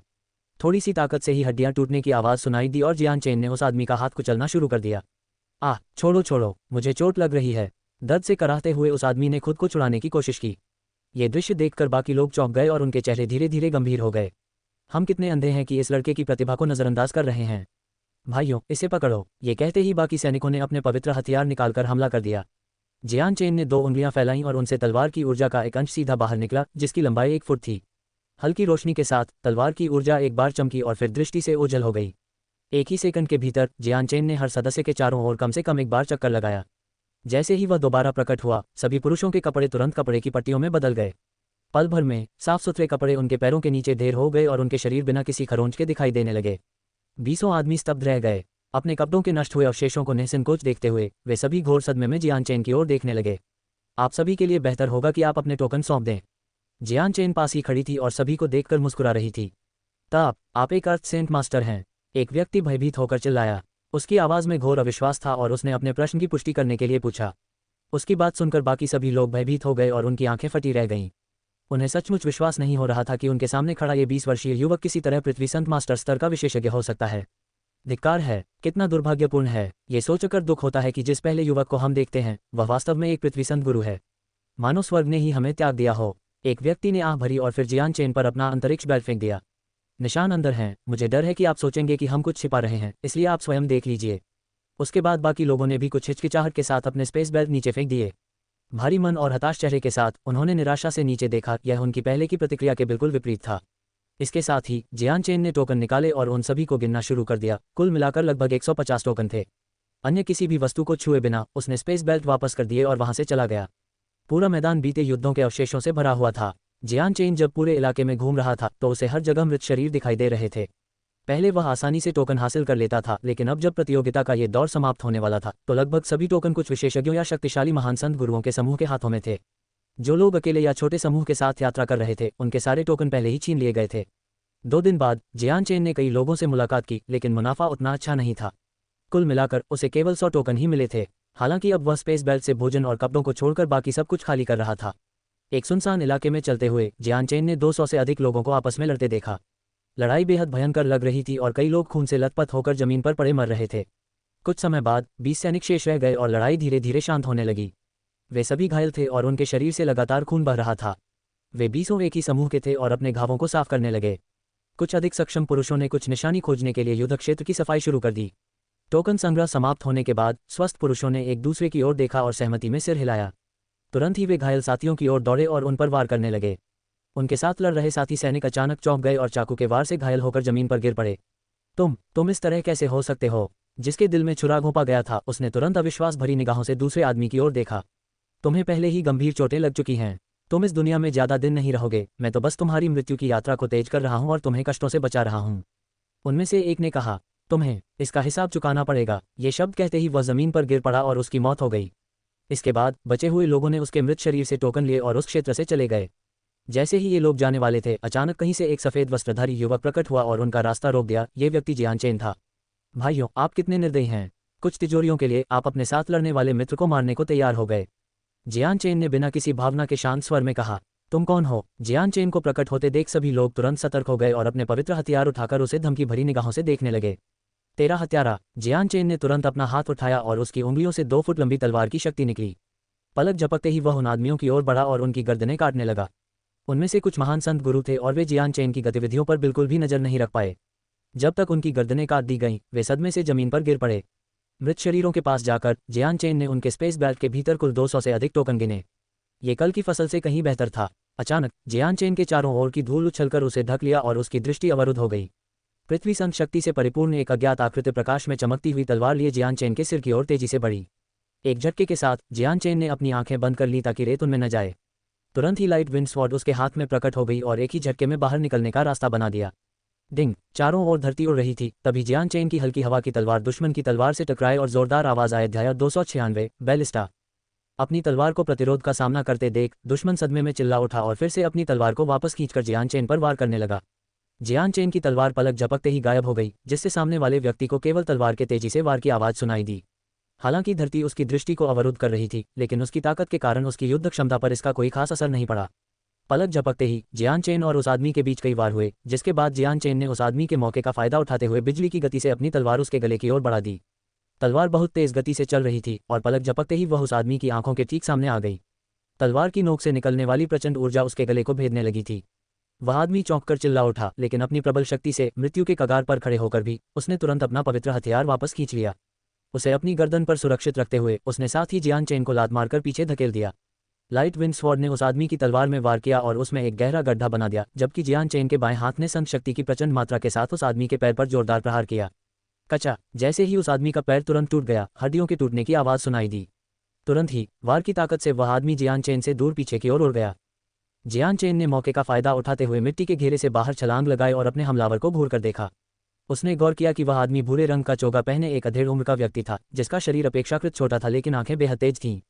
उसकी लंबी दाढ़ी थी और उसके हाथ में एक तलवार थी जो लगभग उसकी लंबाई के बराबर थी। जियान चेन ने उस आदमी को ठंडी निगाहों से घूरते हुए कहा, एक अर्थ सेंट मास्टर को किसी पर छुपकर हमला करने के लिए किस समय पीछे से हमला करना पड़ता है। ये सुनकर अधेड़ उम्र के व्यक्ति ने चिढ़कर कहा, हम इतना उपदेश मत दो। ये तो योग्यतम की उत्तरजीविता का नियम है, जो भी अंत में जीत हासिल करेगा वही विजेता होगा, चाहे वह किसी भी तरह से जीते। उस व्यक्ति ने जियान चेन को घूरते हुए कहा, बच्चे, तुम इतने बुरे नहीं दिखते, लेकिन तुम्हारी ताकत अविश्वसनीय है। इतनी कम उम्र में ही पृथ्वी संत मास्टर बन गए। आपकी प्रशंसा के लिए धन्यवाद। जियान चेन मुस्कुराया, अब क्या आप अपने टोकन सौंपना चाहते हैं या मैं आपसे ले लूं? मेरे टोकन लेने की तुम्हारी गुस्ताखी तो देखो। देखते हैं क्या तुम ऐसा कर पाओगे। उस आदमी ने गुस्से से गुर्राते हुए अपनी तलवार लहराई और फिर से लड़ने के लिए तैयार हो गया। उसी समय पृथ्वी से जुड़ी संत शक्ति का एक बड़ा हिस्सा उसके शरीर पर कवच की तरह जमा होने लगा, जिससे उसे कहीं अधिक मजबूत सुरक्षा मिली। जियान चेन की तलवार अविश्वसनीय रूप से तेज थी। एक ही पल में तलवार के एक वार को विभिन्न कोनों से देखा जा सकता था। प्रत्येक छाया छवि में असली और नकली के बीच अंतर करना अविश्वसनीय रूप से कठिन था। जियान चेन के हमलों के बीच अधेड़ उम्र के व्यक्ति को सांस लेने का भी समय नहीं मिल रहा था। हताशा में पीछे हटते हुए उसका शरीर तलवार के घावों से भरा हुआ था और उसकी पृथ्वी से जुड़ी संत शक्ति का कवच लगभग नष्ट हो चुका था। वह अब और टिक नहीं पाएगा। वह आदमी अब अवाक रह गया था। उसने कभी सोचा भी नहीं था कि जियान चेन इतना शक्तिशाली होगा, जबकि वह एक पृथ्वी संत गुरु था। शक्ति के समान स्तर पर होने के बावजूद वह जियान चेन का मुकाबला नहीं कर पा रहा था, खासकर उसकी तलवार का। तलवार इतनी तेज थी कि उसके पास प्रतिक्रिया करने का भी समय नहीं था और तलवार से बनने वाली इतनी सारी परछाइयों ने उसे स्तब्ध कर दिया था। अपनी कमजोरी जानते हुए उसने लड़ने की इच्छा छोड़ दी। पृष्ठभूमि से दूर छलांग लगाते हुए वह जमीन में समा गया और आंखों से ओझल हो गया। उस व्यक्ति की इस विचित्र हरकत ने जियान चेन को स्तब्ध कर दिया। उस व्यक्ति को जमीन में गायब होते देख जियान चेन दंग रह गया। उसने इस तरह का भागने का तरीका पहली बार देखा था। उस व्यक्ति की भागने की तकनीक उसे पूरी तरह से अदृश्य नहीं बना पाए। उसके हर एक हरकत के साथ मिट्टी का एक छोटा सा ढेर ऊपर उठता हुआ दिखाई दे रहा था। तेज नजरों वाला कोई भी व्यक्ति इसे देख सकता था। हल्की सी मुस्कान के साथ जियान चेन 30 मीटर आगे हवा में उछला और फिर अपनी चमकती हुई लाइट विंड स्वॉर्ड को बिजली की गति से मिट्टी के एक छोटे से ढेर पर गिरा दिया। पच, जैसे ही तलवार जमीन पर गिरी, खून का एक बड़ा फव्वारा हवा में उछल गया। जियान चेन की तलवार की शक्ति किसी तरह उस अधेड़ उम्र के आदमी में घुस गई थी। उस आदमी को सदमे में आने का समय ही नहीं मिला। अब तेजी से भागने की कोशिश करते हुए उसने अपनी गलतियों से सबक लिया और जमीन में और गहराई तक घुस गया, जहां उसे ढूंढना नामुमकिन था। हालांकि जियान चेन हवा में उड़ नहीं सकता था, लेकिन वह बहुत अधिक संत शक्ति खर्च करके कुछ समय के लिए आकाश में मंडरा सकता था। 30 मीटर की ऊंचाई पर तैरते हुए उसकी ठंडी निगाहें जमीन पर टिकी हुई थीं, ये देखने के लिए कि वह आदमी किस दिशा में भागा होगा। चूंकि वह आदमी जमीन के बहुत नीचे चला गया था, इसलिए जियान चेन के लिए उसे ढूंढना असंभव था। पल भर में घास का एक छोटा सा हिस्सा हल्का सा हिल गया। चौंक कर जियान चेन ने बिना किसी झिझक के तुरंत नीचे की ओर वार किया और उसकी तलवार की ऊर्जा उस क्षेत्र में फैलने लगी। तलवार की ऊर्जा बाल्टी में पानी की तरह पूरे क्षेत्र में फैल गई और पूरे क्षेत्र को चीरते हुए आगे बढ़ने लगी। अरे कमीने, हद से ज्यादा मत करो। खून से लथपथ वह आदमी जमीन से उछलते हुए चिल्लाया। जमीन पर उतरते ही जियान चेन बिना कुछ कहे उस आदमी पर टूट पड़ा। अधेड़ उम्र के उस आदमी ने पहले ही उस पर छुपकर हमला कर दिया था, और अगर वह इतना ताकतवर न होता तो उसकी तलवार जियान चेन को मार डालती और उसे बेजान कर देती। इसके अलावा वह अधेड़ उम्र का व्यक्ति एक पृथ्वी संत गुरु था जो विवेकपूर्ण व्यवहार कर रहा था। 10 महीने से अधिक समय बीत जाने के बाद इस व्यक्ति ने निश्चित रूप से बहुत सारे टोकन एकत्र कर लिए होंगे जो जियान चेन चाहता था। लानत है, तू हरामखोर, मैं ये दिन हमेशा याद रखूंगा, तुझे इसका 100 गुना बदला चुकाऊंगा, उस आदमी ने गुस्से से कहा। बिना किसी झिझक के वह वापस जमीन के नीचे चला गया और नजरों से ओझल हो गया। तुम कहाँ जा रहे हो? जियान चेन बोला। बड़ी मुश्किल से उसने अपनी तलवार से उस आदमी को एक बार फिर जमीन के नीचे से बाहर निकाला। जियान चेन के हाथ में तलवार लहरा रही थी और तलवार की ऊर्जा की एक प्रबल मात्रा उस व्यक्ति की ओर प्रहार करने के लिए प्रवाहित हुई। जमीन के नीचे से खून की एक धार निकली और धूल उड़ गई। हालांकि वह आदमी जमीन के नीचे छिपने की इस तकनीक का इस्तेमाल कर रहा था, लेकिन वह ज्यादा गहराई तक नहीं जा सका और उसकी हरकतें अब भी दिखाई दे रही थीं। जियान चेन को यह हरकत इतनी आसानी से नजर आ गई कि वह उस पर वार करने में कामयाब हो गया। एक बार फिर वह व्यक्ति जमीन से उठ खड़ा हुआ। सांस लेने का भी मौका मिले बिना जियान चेन की तलवार की ऊर्जा ने तुरंत उस क्षेत्र को घेर लिया जहां वह अधेड़ उम्र का व्यक्ति खड़ा था। उस व्यक्ति ने सबसे बुरे हालात के लिए खुद को तैयार करने की कोशिश की, लेकिन गंभीर चोटों के कारण वह बेहद धीमा हो गया था। अब जब वह पहले की तरह फुर्तीला नहीं रहा तो वह केवल 2 तलवार के वारों से ही बचाव कर सका और अंततः तीसरा तलवार का वार उसके कंधे में जा लगा। दर्द से भरी चीख को दबाते हुए चोट के कारण उसका चेहरा अनियमित रूप से फड़कने लगा। उसी क्षण उस पर चौथा प्रहार हुआ। घबराहट में वह व्यक्ति एक तरफ हट गया, जिससे तलवार बिना किसी परेशानी के उसकी गर्दन के पास से गुजर गई। हालांकि इससे पहले कि वह व्यक्ति कुछ प्रतिक्रिया कर पाता, तलवार उसकी गर्दन की ओर मुड़ी और उसे चीर डाला। पच! आदमी का सिर करते ही खून का एक और स्तंभ हवा में उछला, जिससे खून हर जगह फैल गया। उस व्यक्ति से स्पेस बेल्ट लेते हुए जियान चेन ने कुल 400 टोकन गिने। इसके अलावा एक बैंगनी कार्ड, 3 क्लास 4 मॉन्स्टर कोर और कई सौ बैंगनी सिक्के भी थे। ये तो बहुत ही भरपूर संग्रह था। सब कुछ इकट्ठा करने के बाद जियान चेन उस जगह से चला गया। मैदानों में घूमते हुए जियान चेन अपनी यात्रा के दौरान टोकन इकट्ठा करता रहा, लेकिन पिछली बार जब उसने छोटे कद के आदमी से टोकन लिए थे तब की तुलना में इस बार उतना लाभ नहीं हुआ था। 3 दिनों की यात्रा के बाद जियान चेन ने लगभग 500 टोकन जमा कर लिए थे। हालांकि उसका सामना अनगिनत प्रतिस्पर्धियों से हुआ, लेकिन उनके सभी टोकन पहले ही किसी और ने ले लिए थे और उनके पास जीवन यापन के लिए केवल बुनियादी जरूरतें ही बची थीं। 3 दिन बाद जियान चेन मैदान पार करके एक विशाल घास के मैदान में पहुंच गया। घास का प्रत्येक तिनका लगभग एक व्यक्ति की आधी ऊंचाई का था, जिससे कमर के नीचे का हिस्सा देखना मुश्किल था। घास में अनगिनत सांप छिपे हुए थे। उनमें से कुछ सांप लगभग 1 मीटर चौड़े थे और उनका जहर इतना घातक था कि वे एक महान संत गुरु को 4 घंटे में मार सकते थे। वे स्वभाव से बेहद गुप्त थे, घास में बिना हिले डुले छिपे रहते थे, यहाँ तक कि एक भी आवाज नहीं निकालते थे। घास के सहारे कोई भी इन सांपों की मौजूदगी का पता नहीं लगा पाता था। कभी कभार जियान चेन के पैर में हल्का सा डंक लगता था, लेकिन इसका कोई असर नहीं होता था। उसकी 1000 प्रतिरक्षा प्रणाली ने उसे जहर से अप्रभावित कर दिया था। इस समय हवा में एक तीखी चुभने वाली सीटी की आवाज सुनाई दी। जैसे ही लाइट विंड स्वॉर्ड ने आने वाले वार को रोका, जियान चेन की आंखें ठंडी होकर सिकुड़ गईं। क्लैंग! जियान चेन की बांह सुन्न हो गई और उसमें एक तेज झटका महसूस हुआ। जिस चीज ने उसे मारा उस पर नजर डालते हुए उसने देखा कि शुद्ध स्टील से बना एक काला क्रॉसबोल्ट था, जिसे और भी कठोर बनाने के लिए एक अनोखे तरीके से गढ़ा गया था। वूश! एक और सीटी की आवाज सुनाई दी। एक हाथ के आकार का क्रॉसबोल्ट घास से उड़कर जियान चेन की ओर गया। जियान चेन की लाइट विंड स्वॉर्ड हवा में लहराती हुई क्रॉसबोल्ट से टकराई, जिससे एक और कंपन जियान चेन की बांह में फैल गई और उसे सुन्न कर दिया। क्रॉसबोल्ट को रोकने के बाद जियान चेन हवा में उछला और घास के सिरे के पार उस दिशा में उड़ गया जहां से क्रॉसबोल्ट दागे गए थे। उस दौरान जियान चेन पर लगातार गोले बरसते रहे। जियान चेन हर गोले को बिना रोके चकमा देता रहा। कुल मिलाकर जियान चेन को 10 गोलों को रोकना पड़ा और 20 गोलों से वह सफलतापूर्वक बच निकला। जल्दी ही जियान चेन उस जगह पर पहुंचा जहां से क्रॉसबोल्ट दागे जा रहे थे। वहां उसने देखा कि घास के भीतर 3 बैलिस्टा छिपे हुए थे, जबकि 5 अधेड़ उम्र के पुरुष बैलिस्टा में गोला बारूद भरने के लिए इधर उधर भाग दौड़ कर रहे थे। जियान चेन ने वेक सिटी में पहले भी इस तरह की बैलिस्टा देखी थी। ये काफी उच्च गुणवत्ता की थीं। बैलिस्टा से दागी जाने वाली क्रॉसबोल्ट की ताकत काफी अधिक थी और एक ही वार में कई द्वितीय श्रेणी के जादुई जीवों को भेज सकती थी। ये बैलिस्टा चतुर्थ श्रेणी के जादुई जीव को भी मार सकती थी और यहाँ तक कि एक महान संत गुरु भी इनमें से दागी गई क्रॉसबोल्ट को रोक नहीं पाते। हालांकि जियान चेन ये कल्पना भी नहीं कर सकता था कि ये लोग इन उपकरणों को इस जगह तक लाने में कैसे कामयाब हुए। अध्याय 297 महान लड़ाई। ये देखकर कि जियान चेन को कोई चोट नहीं आई थी और क्रॉसबोल्ट के बावजूद वह लगातार करीब आता जा रहा था, बैलिस्टा की आपूर्ति कर रहे लोग तुरंत चौंक गए। अरे यार, ये तो अर्थ सेंट मास्टर है, चलो यहाँ से भागते हैं, उनमें से एक ने बाकी लोगों से चिल्लाकर कहा। तीनों तोपों को वहीं छोड़कर वे सब अलग अलग दिशाओं में भाग निकले ताकि जियान चेन उन्हें एक साथ न पकड़ सके और इस तरह उनके बचने की संभावना बढ़ जाए। केवल एक अर्थ सेंट मास्टर ही धनुष के तीरों की अंतहीन बौछार के बीच से अपना रास्ता बना सकता है। चेहरे पर निर्मम व्यंग्य का भाव लिए जियान चेन ने अपनी तलवार की शक्ति को केंद्रित करते हुए अपनी 2 उंगलियों से उसे फैलाया। तलवार की शक्ति उसकी उंगलियों से निकली और बिजली की तरह एक आदमी की ओर बढ़ी, सीधे उसके गले को भेदते हुए उसमें एक गहरा घाव कर दिया। जियान चेन ने भाग रहे उन आदमियों पर तलवार की ऊर्जा के 4 और वार किए। धीरे धीरे उनके शरीर जमीन पर गिर पड़े, जिससे जियान चेन को उनके स्पेस बेल्ट का निरीक्षण करने का मौका मिल गया। इसके बाद जियान चेन ने संतुष्टि भरे भाव से उन 5 से 30 टोकन एकत्र किए। इस समय 5 महान संत गुरुओं के लिए 30 टोकन एकत्र करना एक बेहद कठिन कार्य था। जिस तरह से उन्होंने इस गुप्त क्षेत्र में बैलिस्टा से अनगिनत लोगों को मार गिराया था, उसे देखते हुए महान संत गुरु या उससे कम शक्ति वाले किसी भी व्यक्ति के जीवित बचने की संभावना मात्र 1% थी। दूसरे दिन तक जियान चेन आखिरकार घास के मैदानों को पार करने में कामयाब हो गया। तभी उसे लोगों के एक बड़े समूह के पदचिह्न दिखाई दिए। उनके पदचिह्नों को देखकर जियान चेन ने अनुमान लगाया कि लगभग 100 लोग थे, वाकई कोई छोटा समूह नहीं था। जियान चेन ने उनके पदचिह्नों का पीछा करना शुरू किया और तभी उसे एक विशाल पर्वत श्रृंखला दिखाई दी। पर्वत बंजर था, घास का नामो निशान नहीं था। पर्वत की सबसे ऊंची चोटी नीले आकाश में भाले की तरह चुभी हुई थी और उस पर चढ़ना बेहद खतरनाक लग रहा था। पटरियों का एक बार फिर निरीक्षण करते हुए जियान चेन पर्वत श्रृंखला पर चढ़ने लगा। जैसे ही उसने चढ़ना शुरू किया, जियान चेन को दूर से युद्ध की हल्की आवाजें सुनाई देने लगीं। क्षेत्र का सर्वेक्षण करते हुए जियान चेन को पहाड़ की ढलान पर कुछ आश्रय स्थल ही दिखाई दिए, लेकिन वह ये नहीं देख सका कि लड़ाई वास्तव में कहाँ हो रही थी। ध्वनि पूरे क्षेत्र में गूंज रही थी, जिससे स्रोत का पता लगाना बेहद मुश्किल हो रहा था। अपने आसपास के वातावरण का जायजा लेते हुए जियान चेन की नज़र आखिरकार 50 मीटर ऊंची पर्वत चोटी पर पड़ी। अचानक एक छलांग लगाकर जियान चेन उस ओर चल पड़ा। चोटी के शिखर पर पहुंचकर जियान चेन को अचानक 5 किलोमीटर दूर लोगों का एक बड़ा समूह लड़ते हुए दिखाई दिया।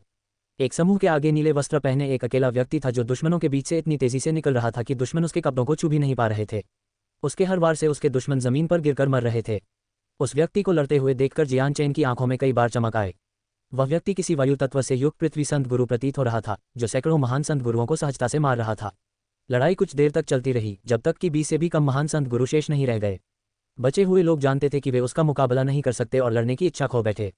अपने अंतरिक्ष बैल फेंक कर वे तुरंत हर दिशा में भाग गए। उनका पीछा करने के बजाय पृथ्वी संत मास्टर्स ने अंतरिक्ष बैल के भीतर मौजूद सभी टोकनों को इकट्ठा करना शुरू कर दिया। अचानक जियान चेन 50 मीटर ऊंची चोटी से उस आदमी की ओर कूद पड़ा। जैसे ही वह पास आया, जियान चेन की उपस्थिति का एहसास होते ही वह तुरंत समझ गया कि यह नया व्यक्ति उच्च कोटि का विशेषज्ञ है। इसी भावना के साथ वह व्यक्ति और भी तेजी से टोकन इकट्ठा करने लगा। तेजी से चोटी से नीचे उतरते हुए जियान चेन अधेड़ उम्र के व्यक्ति की ओर बढ़ा। कुछ ही क्षणों में उसने 5 किलोमीटर की दूरी तय कर ली और तेजी से अपनी तलवार से उस अधेड़ उम्र के व्यक्ति पर वार किया। अंतरिक्ष बेल्ट के शेष भाग को साफ करने में असमर्थ होने पर उस व्यक्ति ने अपनी लंबी तलवार निकाली और जियान चेन पर वार करने से पहले उसे अपनी पवन संत शक्ति से मजबूत किया। दोनों पवित्र हथियार आपस में टकराए, जिससे एक तीव्र आघात तरंग उत्पन्न हुई। यह आघात तरंग इतनी प्रबल थी कि उनके पैरों के नीचे दरारों का एक जाल सा बन गया। उस एक ही वार में जियान चेन का पैर उस अधेड़ उम्र के व्यक्ति पर जा लगा। जियान चेन की हल्की हवा वाली तलवार धुंधली सी चमक उठी और उसने उस व्यक्ति पर 3 बार वार किया। उस व्यक्ति की आंखों की चमक और भी तीव्र हो गई और वह चिल्लाया, वाह क्या शानदार तलवारबाजी तकनीक है। अपनी चमकती हुई तलवार से उसने जियान चेन की तलवार को रोक दिया। पवन संत शक्ति के बल पर उस व्यक्ति की गति जियान चेन से कम नहीं थी। दोनों योद्धाओं की तीव्र गतिविधियों और उनकी तलवारों के कारण आसपास की चट्टानें और यहां तक कि जमीन भी फटने लगी और साथ ही एक तेज आंधी चलने लगी। जियान चेन के हाथ में तलवार की गति लगातार बढ़ती जा रही थी और उसकी तलवारबाजी का अंदाज भी अनोखा होता जा रहा था। उसकी गति में आए इस तीव्र बदलाव के कारण वायु शक्ति से संपन्न पृथ्वी संत गुरु को भी भारी दबाव महसूस हो रहा था, क्योंकि तलवार के वार को रोकने की कोशिश में वह धीरे धीरे और अधिक कठिनाई में पड़ रहा था। हर वार के साथ उस आदमी का चेहरा और भी गंभीर होता गया। उसने कभी सोचा भी नहीं था कि आज उसका सामना इतने युवा और बलवान व्यक्ति से होगा। जियान चेन की उम्र कम होने के बावजूद वह 5वें चक्र के पृथ्वी संत गुरु को भी भारी दबाव में डाल सकता था। अचानक जियान चेन की तलवार धुंधली हो गई और तुरंत ही कई दर्पण छवियों में बदल गई, जो इतनी असंख्य थी कि उन्होंने आकाश को ढक लिया और उस व्यक्ति को अपने भीतर फंसा लिया। गंभीर भाव से वह व्यक्ति पीछे की ओर उड़ गया। तभी उसके हाथ में मौजूद तलवार नीले रंग की रोशनी से चमकने लगी। उसने अपनी तलवार आकाश की ओर उठाई और चिल्लाया, विंड बर्स्ट। तलवार से निकलती नीली रोशनी हजारों टुकड़ों में बिखर गई और फिर हवा में विलीन हो गई। अचानक उनके आसपास का इलाका विस्फोट से भर गया और पत्थर हवा में तैरने लगे, जिससे एक विशाल बवंडर का रूप ले लिया, जिसके केंद्र में जियान चेन था। जैसे अचानक किसी भारी बोझ से दबकर जियान चेन को महसूस हुआ कि बवंडर उसके शरीर को हर दिशा से खींच रहा है और उसे हवा में उड़ाने की कोशिश कर रहा है। हालांकि जियान चेन मजबूती से जमीन पर डटा रहा और अपनी जगह से हिला तक नहीं। बवंडर के खिंचाव से जूझते हुए भी जियान चेन ने खुद को जमीन पर टिके रहने के लिए मजबूर किया। अगर उसका एक भी पैर फिसल जाता तो उसका पूरा शरीर आसमान में उड़ जाता। प्रकाश में उस आदमी की तलवार चमक उठी। तलवार को सीधा ऊपर की ओर पकड़े हुए उसने एक बार फिर चिल्लाकर कहा, स्क्वाल डांस। उस आदेश के साथ ही आंधी और तेज हो गई, मानो हवा का हर झोंका तलवार बनकर जियान चेन के शरीर को चीर रहा हो। उसके कपड़े फटने लगे थे और शरीर पर छोटे छोटे घाव दिखाई देने लगे थे। उसके शरीर से खून बहने लगा और हवा में फैलने लगा। घावों को उभरते देख जियान चेन का चेहरा गंभीर हो गया। इस आदमी की ताकत उसकी उम्मीद से कहीं अधिक थी। यह अब तक का सबसे शक्तिशाली पृथ्वी संत गुरु था जिसे उसने देखा था। अचानक जियान चेन ने आसमान की ओर एक जोरदार दहाड़ लगाई, जो 10 मील की दूरी तक किसी को भी सुनाई दे सकती थी। उसकी संत शक्ति उसके शरीर से बाहर निकल आई। अपने पैरों से अत्यधिक बल लगाते हुए वह बवंडर से इतनी तेजी से बाहर निकला कि उसके नीचे की जमीन फट गई। उसने अपने हाथ में चमकती हुई प्रकाश पवन तलवार उस आदमी की ओर तान दी। उस आदमी के चेहरे पर भय का भाव था। उसने जियान चेन के बवंडर से बाहर आने की उम्मीद नहीं की थी, लेकिन बड़ी मुश्किल से उसने अपनी तलवार को जियान चेन की तलवार के लंबवत रखा। क्लैंग, दोनों संत हथियार आपस में टकरा गए और ऊर्जा की एक और लहर निकल पड़ी, जिससे जियानचेन को कुछ कदम पीछे हटना पड़ा। उसकी लाइट विंड स्वॉर्ड के चारों ओर एक चमकीली नीली और बैंगनी रोशनी फैल गई। एक झटके में बैंगनी और नीले रंग की स्वॉर्ड ची बिजली की तरह तलवार से निकलकर उस अधेड़ उम्र के व्यक्ति की ओर बढ़ी। उस व्यक्ति ने अपनी तलवार को कसकर पकड़ लिया। तलवार की ऊर्जा और उसकी तलवार के बीच क्षण भर के लिए ही संपर्क हुआ और तलवार के बीचों बीच एक छेद दिखाई दिया। उस आदमी के गले से एक कर्कश कराह निकली और वह कांप उठा। उसका चेहरा पीला पड़ने लगा। ये कैसे संभव है? अविश्वास से भरी चौड़ी आंखों से अपनी तलवार में बने छेद को देखते हुए वह आदमी चिल्ला उठा। जियानचेन ने उसे जवाब देने के लिए रुकना नहीं चाहा। अपनी तलवार लहराते हुए नीले और बैंगनी रंग की तलवार की ऊर्जा एक बार फिर उस व्यक्ति की ओर दौड़ी। उसके प्रतिद्वंदी ने नीले और बैंगनी रंग की तलवार की ऊर्जा को हैरानी भरी निगाहों से देखा। वह अब जान चुका था कि वह इसे रोक नहीं सकता और केवल हमले से बच सकता है। आगे बढ़ते हुए जियानचेन ने अपनी हल्की हवा की तलवार उस आदमी की ओर बढ़ा दी। यह आदमी न केवल बलवान था, बल्कि उसके पास 2 युद्ध कौशल भी थे, जिससे उसे संभालना काफी मुश्किल था। अगर नीली और बैंगनी तलवार की शक्ति न होती तो जियानचेन उसे मार नहीं पाता। अपनी पैनी नजरों से उस व्यक्ति ने जियानचेन की तलवार पर नजर डाली, जहां उसे नीले और बैंगनी रंग की तलवार ऊर्जा की हल्की चमक दिखाई दी। उसने तुरंत उस चमक और अपने पवित्र हथियार पर प्रहार करने वाली तलवार ऊर्जा के बीच संबंध स्थापित कर लिया। वह समझ गया कि अब वह जियानचेन का मुकाबला नहीं कर सकता। बिना देर किए वह तुरंत भागने के लिए मुड़ा और पल भर में आंखों से ओझल हो गया। उस आदमी को जाते देख जियानचेन ने राहत की सांस ली। वह आदमी वायु तत्व से युक्त पृथ्वी संत गुरु था, इसलिए अगर वह जाना चाहता तो जियानचेन उसे पकड़ नहीं पाता। जियानचेन के मन में कुछ अफसोस जागने लगा। उसने पहले सोचा था कि इस व्यक्ति की अत्यधिक शक्ति और सतर्कता को देखते हुए उसे अच्छा लाभ होगा, लेकिन जैसे ही उसके प्रतिद्वंद्वी ने तलवार की शक्ति देखी, वह तुरंत जियानचेन से भाग गया, जो केवल निराशा से देखता रह गया। जियानचेन ने शेष शवों को कुछ हिचकिचाहट के साथ देखा, फिर अपनी नज़र बचे हुए स्पेस बैल्स की ओर घुमाई। कुल मिलाकर लगभग 30 टोकन थे। अगर उस आदमी ने बाकी टोकन न लिए होते तो जियानचेन का मुनाफा शायद कहीं अधिक होता। इसके बाद जियानचेन शिकार की तलाश में पहाड़ों की ओर आगे बढ़ गया। धमाका! अचानक दूर से एक जोरदार आवाज सुनाई दी, जैसे कहीं से एक विशाल आग का गोला प्रकट हुआ और जियानचेन की ओर बढ़ा। अध्याय 298, पीले वस्त्र वाली लड़की। अपने ऊपर से हवा में उड़ते हुए विशाल आग के गोले को देखकर जियानचेन केवल सदमे में देखता रह गया, लेकिन जल्दी ही उसने खुद को संभाला और रास्ते से हट गया।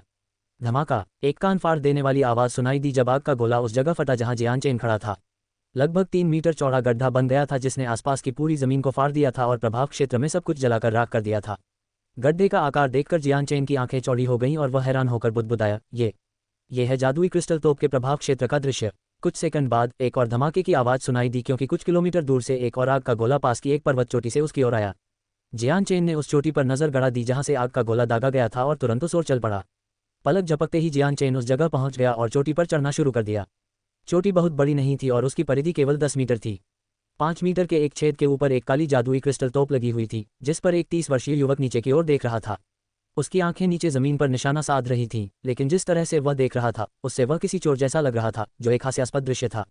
जब जियानचेन ने जादुई क्रिस्टल तोप देखी तो उसे आह भरने की इच्छा को रोकना पड़ा। उसने सोचा भी नहीं था कि उस पर दागा गया आग का गोला जादुई क्रिस्टल तोप से दागा गया था। भाड़े के सैनिकों के इस जमावड़े में सचमुच कोई ऐसा व्यक्ति था जो एक जादुई क्रिस्टल तोप लेकर आया था।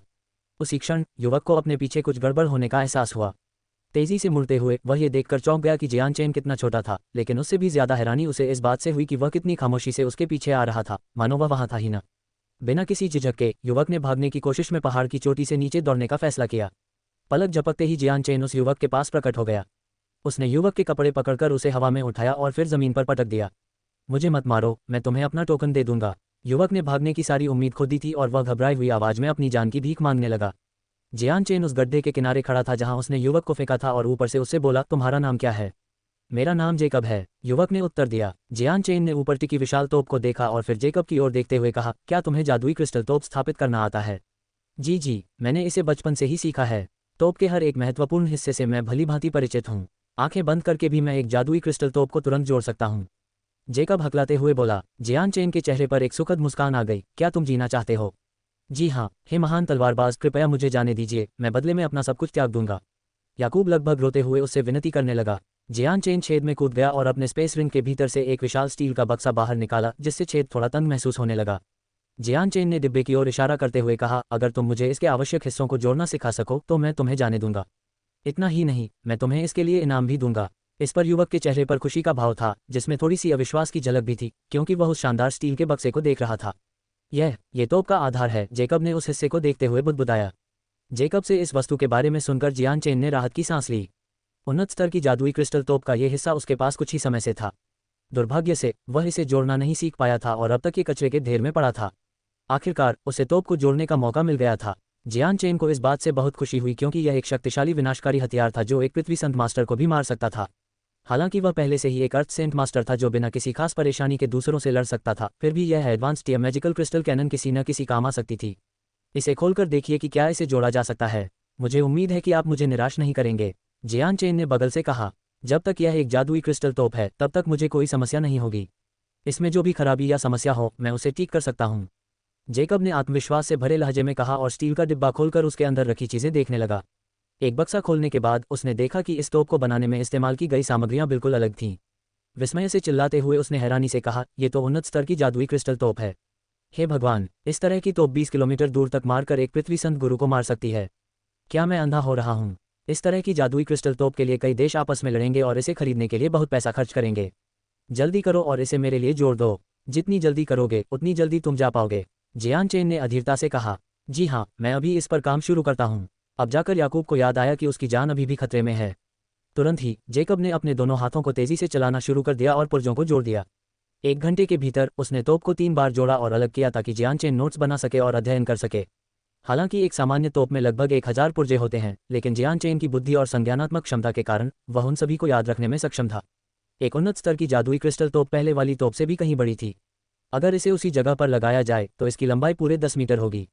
अपने स्पेस बेल्ट से एक 5वीं श्रेणी का मॉन्स्टर कोर निकालते हुए उसने खुशी से कहा, चलिए इस तोप की ताकत का परीक्षण कर लेते हैं।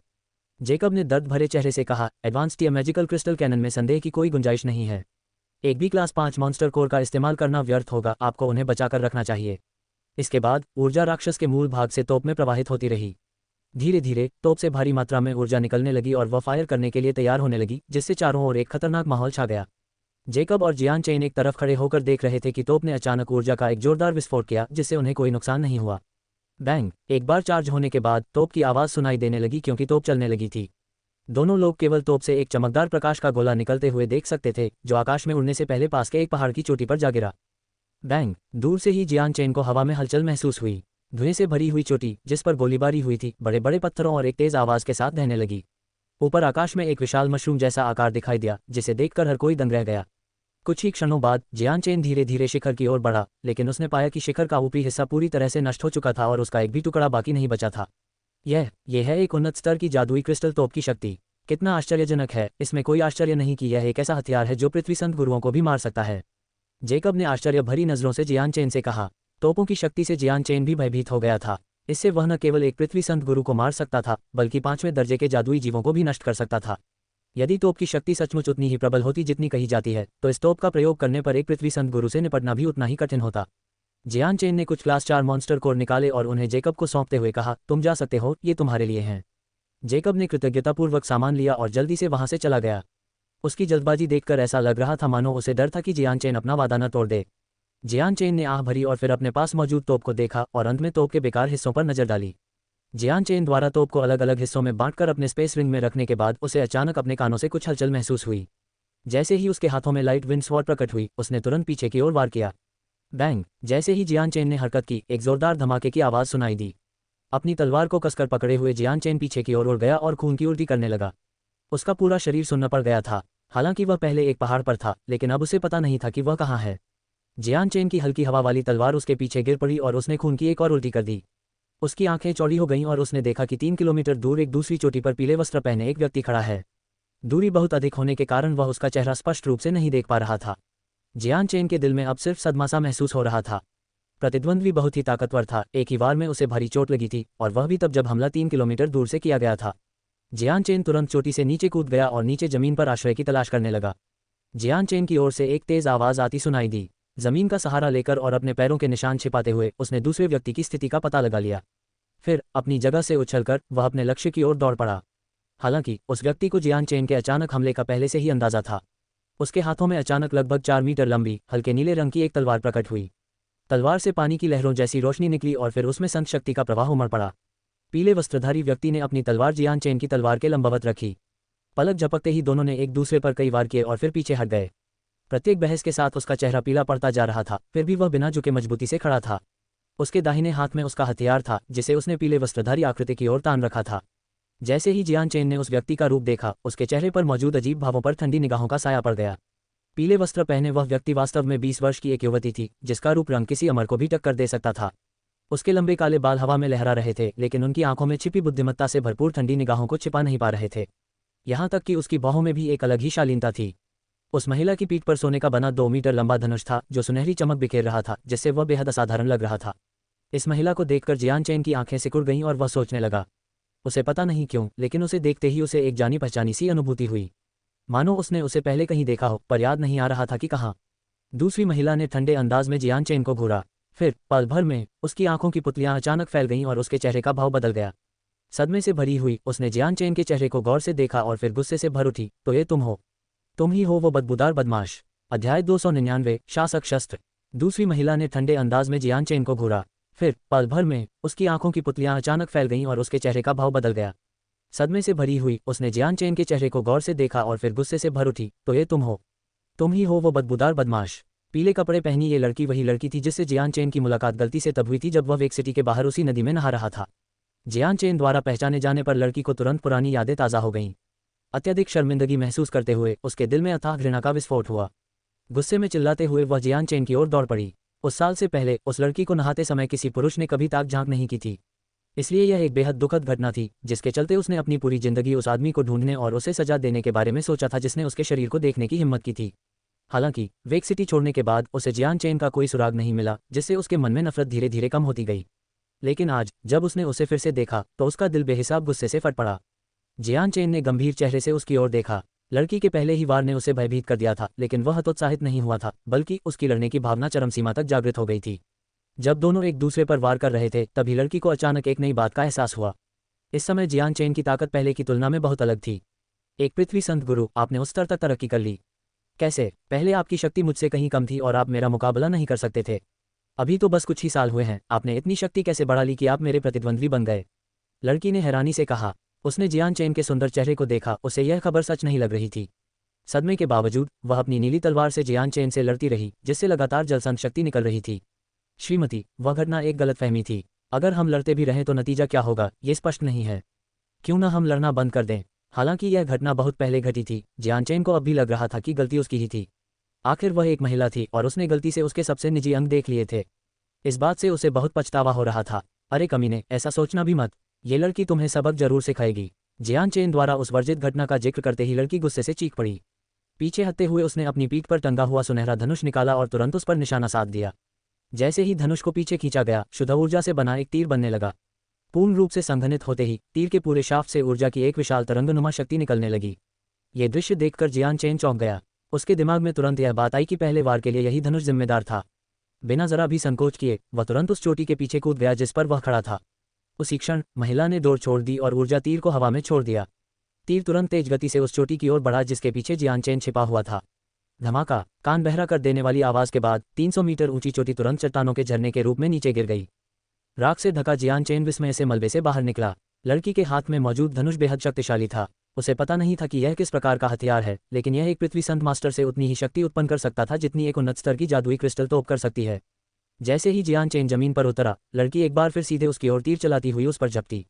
चौंक कर जियान चेन ने तुरंत खुद को एक तरफ फेंक दिया, क्योंकि एक और सुनहरा तीर उस जगह से होकर गुजरा जहां जियान चेन पहले खड़ा था। धमाका! सुनहरे धनुष की अपार शक्ति के कारण एक और पर्वत शिखर चकनाचूर हो गया। इसका हर तीर पर्वत शिखर को नष्ट करने में सक्षम था और यहाँ तक कि एक पृथ्वी संत गुरु को भी गतिरोध में डाल सकता था। यह धनुष शायद स्वर्ग संत गुरु को भी भेदने में सक्षम रहा होगा। जियान चेन लड़की के तीरों से बचते हुए पलक झपकते ही आंखों से ओझल हो गया। हालांकि तीर बेहद तेज गति से आ रहे थे, जियान चेन खुद भी इतना धीमा नहीं था। वह हमेशा आखिरी क्षण में तीर से बच निकलने में कामयाब हो जाता था, जिससे सबसे नजदीकी तीर भी उसे छूकर नहीं निकलता था और इस तरह वह खतरे से बच जाता था। कुछ समय बाद जियान चेन की ताकत कम होने लगी। अब वह एक और तीर का सामना करने की हिम्मत नहीं कर पा रहा था, क्योंकि हर तीर बहुत अधिक क्षति पहुंचाने में सक्षम था। हरामखोर, अगर तुम मर्द हो तो भागने की सोचना भी मत। 20 तीरों की एक और बौछार छोड़ते हुए लड़की गुस्से में चिल्लाए। मैं तुम्हारे निशाने पर खड़ा होकर गोली नहीं चलाना चाहता, मैं इतना मूर्ख नहीं हूं। जियान चेन ने कहा। तुम? महिला के गाल तुरंत गुस्से से लाल हो गए। जियान चेन के प्रति उसके गुस्से के बावजूद वह दुविधा में थी। पहले तो वह अपने नग्न शरीर को देखने वाले को टुकड़े टुकड़े कर देना चाहती थी, लेकिन अब उसे एहसास हुआ कि जिस बदमाश ने उसे देखा और छुआ था वह अचानक उसके बराबर का बन गया था। इस बड़े बदलाव के बावजूद वह उसे अब भी सम्माननीय नहीं मान सकती थी। हा, लुवानेर, अच्छा हुआ तुमने यहाँ इतना हंगामा मचा दिया, वरना मैं तुम्हें कभी ढूंढ ही नहीं पाता। तुमने मुझे बहुत परेशान किया। अचानक 5 आदमी कहीं से प्रकट हुए और पास ही आकर बैठ गए। उनकी बातें सुनकर लड़की का चेहरा अचानक गुस्से से लाल हो गया। उसने तुरंत जियान चेन पर हमला रोक दिया और पीछे हटकर बिना किसी झिझक के 5 नए लोगों पर अपने धनुष से तीर चलाने लगी। वूश! सुनहरे तीर सीटी की आवाज के साथ हवा में उड़ते हुए आदमियों की ओर बढ़े। जैसे ही सुनहरा तीर उनकी ओर बढ़ा, वे लोग उस चोटी से नीचे कूद गए जिस पर वे खड़े थे। तीर लगने ही वाला था कि अचानक एक पारदर्शी आवरण प्रकट हुआ और उन सभी को ढक लिया। शक्तिशाली सुनहरे तीर ने अवरोध को छूते हुए उसे एक क्षण के लिए हिला दिया, लेकिन अवरोध ने तीर को सफलतापूर्वक रोक दिया, जिससे अंदर मौजूद लोगों की रक्षा हुई। लुवानेर, अपनी ऊर्जा बर्बाद मत करो। तुम्हारा शासक शस्त्र मुझे नुकसान नहीं पहुंचा सकता। समूह के एक युवक ने हंसते हुए कहा। उसकी उम्र बहुत ज्यादा नहीं थी और वह मिंगडोंग की उम्र के आसपास लगभग 27 या 28 वर्ष का लग रहा था। शासक का शस्त्र? क्या वह धनुष शासक का शस्त्र हो सकता है? जियान चेन असमंजस में था। शासक का शस्त्र उसके लिए एक बिल्कुल नया शब्द था, क्योंकि उसने इसके बारे में पहली बार सुना था। सुश्री लुवानेर, आपको अपना शासक शस्त्र हमें सौंप देना चाहिए। आपकी रक्षा करने वाला कोई नहीं है और मुझे आपके हमारे चंगुल से बचने का कोई रास्ता नहीं दिख रहा है। युवक ने सहज मुस्कान के साथ हंसते हुए कहा। लड़की का चेहरा मानो जम सा गया था। उसने गुस्से भरी निगाहों से उन 5 को देखते हुए कहा, मेरे शासक शस्त्र को पाने की चाहत कोरी कल्पना है। रुको, जब हम यहाँ से निकलेंगे अंकल फैंग और अंकल यून इसका जरूर बदला लेंगे। हाँ, लुवानेर, उन दोनों बूढ़े आदमियों के बारे में सोचना भी मत। उनका भी हिसाब चुकता कर दिया जाएगा। 5 आदमी तेजी से उस युवक की ओर बढ़ रहे थे, जो अभी भी हंस रहा था। ये सुनकर पीले वस्त्रधारी लड़की ने गुस्से से घूरते हुए 3 और तीर चलाए। तो तुम्हारा शी परिवार हमारे हुआन परिवार के शासक शस्त्र के लिए साजिश रच रहा है। शासक शस्त्र वह वस्तु है जो हमारे शी परिवार को चाहिए। इसे आज्ञाकारी रूप से सौंप दें और अपनी ऊर्जा व्यर्थ न करें। इसके साथ ही दोनों के बीच की दूरी 1 किलोमीटर से भी कम रह गई थी। आगे बढ़ते हुए लड़की लगातार पुरुषों पर एक के बाद एक गोलियां चलाती रही। गोलियों की बौछार से उनकी सुरक्षा दीवार लगातार कांपती रही, लेकिन धमाकों से उत्पन्न ऊर्जा तरंगें आसपास की जमीन पर टकराती रहीं और वहां मौजूद सभी लोगों के कानों को झकझोरती रहीं। जियान चेन चुपचाप धनुष को देखता रहा। लड़की बेहद तेज गति और जबरदस्त ताकत से तीर चला रही थी, लेकिन दुर्भाग्य से वे अवरोध को भेदने के लिए बहुत कमजोर थे। उन 5 में से किसी को भी जरा भी नुकसान नहीं हुआ था, लेकिन अब उन पर लगातार आ रहे तीरों की वजह से वे आगे भी नहीं बढ़ पा रहे थे। लुवानेर, चिंता मत करो। रूलर आर्मामेंट का इस्तेमाल करने में बहुत सारी संत शक्ति खर्च होती है। तुम इसे ज्यादा देर तक जारी नहीं रख सकती। जैसे ही तुम्हारी संत शक्ति खत्म होगी, तुम्हारा भाग्य हमारे हाथों में होगा। सुरक्षा घेरा थामे हुए युवक ने लड़की को घिनौनी निगाहों से घूरते हुए शैतानी हंसी हंसी। वह महिला उन पर लगातार तीर बरसाती रही। हर तीर की आवाज पूरे पर्वत श्रृंखला में गूंजती रही। गोलियों की आवाज बहुत तेज थी और इसने कई लोगों को आकर्षित किया। सभी लोग सावधानी से दूर दूर छिप गए और दूर से सब कुछ देखने लगे। बाढ़ के भीतर, बाढ़ के पीछे खड़े 4 आदमी धीरे धीरे किनारों की ओर बढ़े। पलक झपकते ही वे बाढ़ से निकलकर हर दिशा से लड़की की ओर दौड़ पड़े। तुरंत अपना निशाना बदलते हुए लड़की ने एक तीर चलाया जो सुनहरी रोशनी वाले एक आदमी की ओर जा लगा। एक जोरदार धमाके के बाद वह आदमी मुंह से खून निकलते हुए दूर जा गिरा। धनुष की डोरी की जोरदार आवाज के बाद एक और तीर चला और दूसरे के सीने को भेद गया। तीर के आर पार जाने और उसके शरीर के सभी अंगों को पूरी तरह से नष्ट कर देने के बाद एक छोटी मुट्ठी के आकार का छेद दिखाई दे रहा था। लड़की ने कुछ ही समय में 4 में से 2 को मार गिराया, जबकि बाकी 2 आदमी पहले ही उस तरफ पहुंच चुके थे जहां लड़की थी। पलक झपकते ही उनके हाथों में उनके पवित्र हथियार प्रकट हो गए और उन्होंने उस पर वार कर दिया। नजदीकी लड़ाई में धनुष बेकार था, इसलिए लड़की ने अपना धनुष अपनी पीठ पर रख दिया और दोनों आदमियों से लड़ने के लिए एक बार फिर अपनी नीली तलवार निकाल ली। लुवानेर, अब तुम्हें कौन बचाएगा? उसी क्षण सुरक्षा घेरा बनाए हुए युवक ने तुरंत एक चमकदार लाल भाला लेकर हमला करने के लिए आगे बढ़ा। हालांकि वह युवक इतना बुरा नहीं था, लेकिन वह और बाकी दोनों ही अर्थ मास्टर थे। 1 के मुकाबले 3 की लड़ाई में उसने अपनी सारी बढ़त जल्दी ही खो दी। दूसरी तरफ के युद्ध अनुभव को देखते हुए वह पीछे हटने के अलावा कुछ नहीं कर सकती थी। अध्याय 300, खजाने के पहाड़ की मोहर। लुवानेर, अब तुम ज्यादा देर तक नहीं टिक सकती। आज्ञाकारी होकर शासक शस्त्र मुझे सौंप दो और विरोध मत करो। युवक ने फिर बेफिक्री भरी मुस्कान के साथ हंसते हुए कहा, मानो शासक शस्त्र पहले से ही उसका हो। शिष्यानग्रान, अगर तुम सोच रही हो कि तुम्हें मेरा शासक शस्त्र मिल जाएगा तो तुम सपना देख रही हो। लड़की ने गुस्से से चिल्लाते हुए जियान चेन की ओर मुड़कर कहा, बदमाश, अगर तुम इनसे निपटने में मेरी मदद करोगे तो मैं हमारे सारे मतभेद मिटा दूंगी। लड़की की मदद की गुहार सुनकर युवक का चेहरा गुस्से से लाल हो गया और उसने जियान चेन को खतरनाक निगाहों से देखते हुए कहा, ये शी परिवार और हुआन परिवार के बीच का निजी द्वेष है। अगर तुमने दखल देने की कोशिश की तो अंजाम भुगतने के लिए तैयार रहो। ये हमारे दोनों परिवारों के बीच की दुश्मनी है। अगर किसी बाहरी व्यक्ति ने दखल देने की हिम्मत की तो वे 3 महीने भी नहीं जी पाएंगे। लड़की से लड़ रहे दूसरे पुरुष ने काले कपड़े पहने हुए गुस्से में चिल्लाते हुए कहा, इस मामले से संबंधित न होने वाला कोई भी व्यक्ति तुरंत यहाँ से चला जाए, अन्यथा उसे हमारे शी परिवार के प्रकोप का सामना करना पड़ेगा। हमारे सभी कट्टर दुश्मनों का हम हमेशा के लिए सफाया कर देंगे। चेहरे पर निशान वाले दूसरे व्यक्ति ने गरजते हुए जियान चेन को डराने की कोशिश की। संख्या में अधिक होने के बावजूद वे रूलर आर्मामेंट को पाने के लिए बेताब थे। ऐसे नाजुक समय में वे कोई और दुर्घटना नहीं होने देना चाहते थे। अगर वे रूलर आर्मामेंट हासिल कर लेते तो उन्हें किसी बात का डर नहीं रहता। भाड़े के सैनिकों के समूह में रूलर आर्मामेंट का इस्तेमाल करने पर कोई भी उन्हें धमकी नहीं दे सकता था। जियान चेन उन आदमियों की धमकियों की परवाह किए बिना वहीं खड़ा रहा।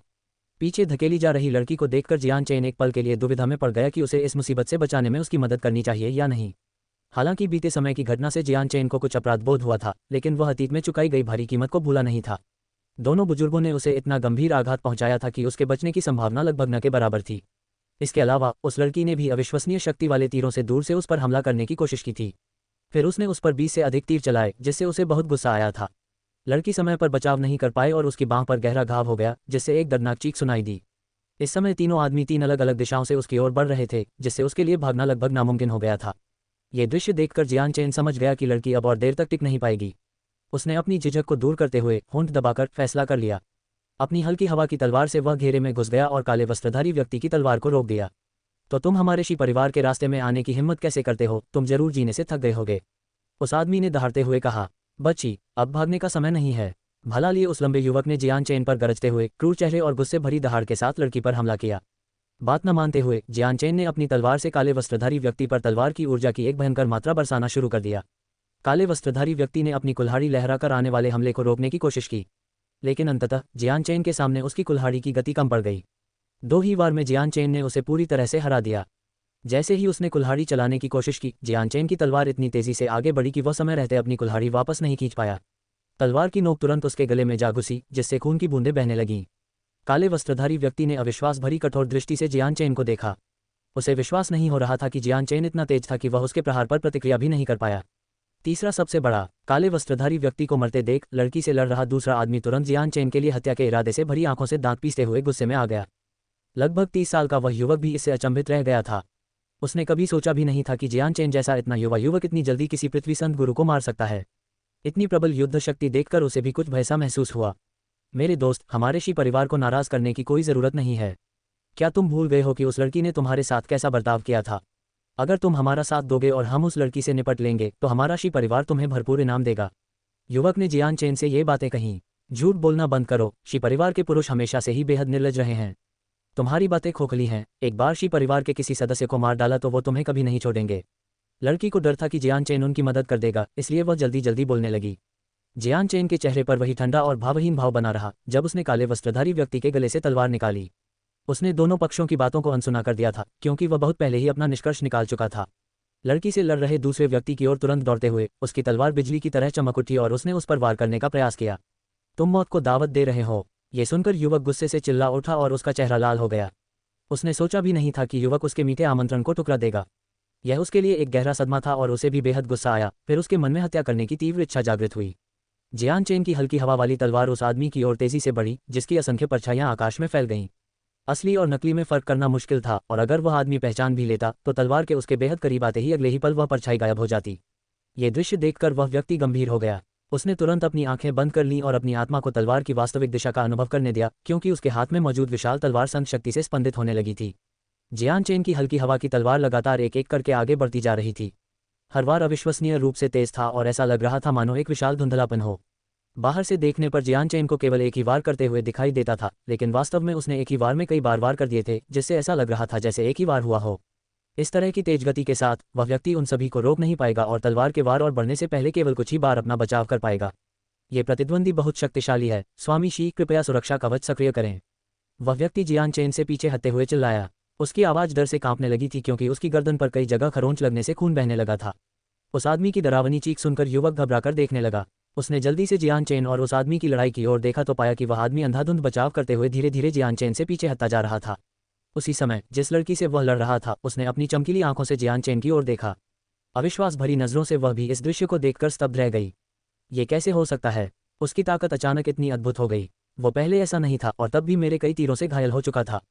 लड़की सदमे में थी। फिर उसके दिमाग में एक विचार आया, क्या ऐसा हो सकता है कि मुझसे लड़ते समय उसने अपनी ताकत को रोक रखा था? बच्चे, तुमने हमारे शी परिवार के साथ एक बड़ा मामला बिगाड़ दिया है। हम तुम्हें इसके लिए कभी माफ नहीं करेंगे।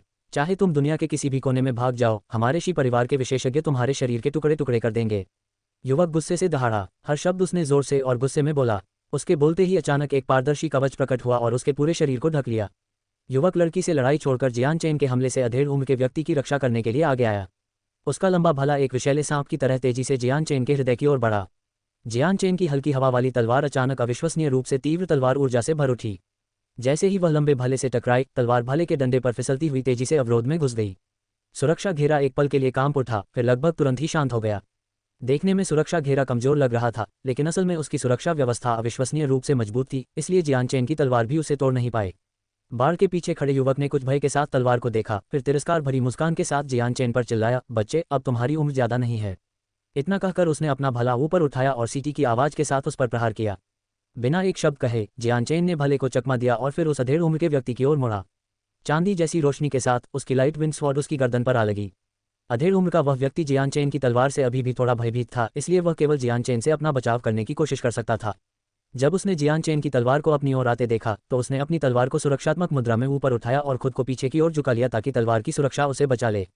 हालांकि 20 साल के युवक से हारना उसके लिए बेहद शर्मनाक था, लेकिन जीवन के सामने इज्जत या पैसा क्या मायने रखता था। जैसे ही लाइट विंड स्वॉर्ड का उस आदमी की तलवार से संपर्क हुआ, उसकी नोक तुरंत तलवार को चीरते हुए उसके दिल में जा घुसी। तलवार के भीतर मौजूद स्वॉर्ड ची का एक बड़ा हिस्सा बाहर निकला और उसके दिल और अन्य आंतरिक अंगों को पूरी तरह से नष्ट कर दिया। जैसे ही उस व्यक्ति का शरीर अकड़ गया, उसके घावों से खून बहने लगा। मृत्यु के क्षण में भी उसकी आंखें घोर सदमे में जियान चेन को घूरती रहीं, फिर धीरे धीरे जमीन पर गिर पड़ी और वह दुनिया से बेखबर हो गया। तुम, बाधा के पीछे छिपा युवक कुछ कहने की कोशिश करते हुए पीला पड़ गया। उसकी दोनों आंखों से मानो आग निकल रही थी और वह जियान चेन को ऐसी घृणा से घूर रहा था जो उसने पहले कभी महसूस नहीं की थी। पहले उसकी स्थिति बहुत अच्छी थी और उसे कोई बड़ी समस्या नहीं थी। उसे लगा था कि उसकी योजना पूरी तरह से तैयार है और रूलर आर्मामेंट उसके हाथ में है। लेकिन इस अहम मौके पर जियान चेन प्रकट हुआ और स्थिति को पलट दिया। उसका पूरा मिशन पल भर में धराशायी हो गया और उसने अपने साथ मौजूद 2 अर्थ सेंट मास्टर विशेषज्ञों को भी खो दिया। शिष्यानग्रान, मुझे नहीं लगता कि अब तुम मेरा शासक शस्त्र छीन पाओगे, लड़की ने राहत भरी सांस लेते हुए युवक को घूरते हुए कहा। कुछ दिन पहले हुआन परिवार के अंगरक्षकों ने शी परिवार के पुरुषों से उसकी रक्षा करते हुए बहादुरी से अपनी जान दे दी थी। उन मौतों के बारे में सोचते ही लड़की को अत्यधिक दुख और पीड़ा का अनुभव हुआ।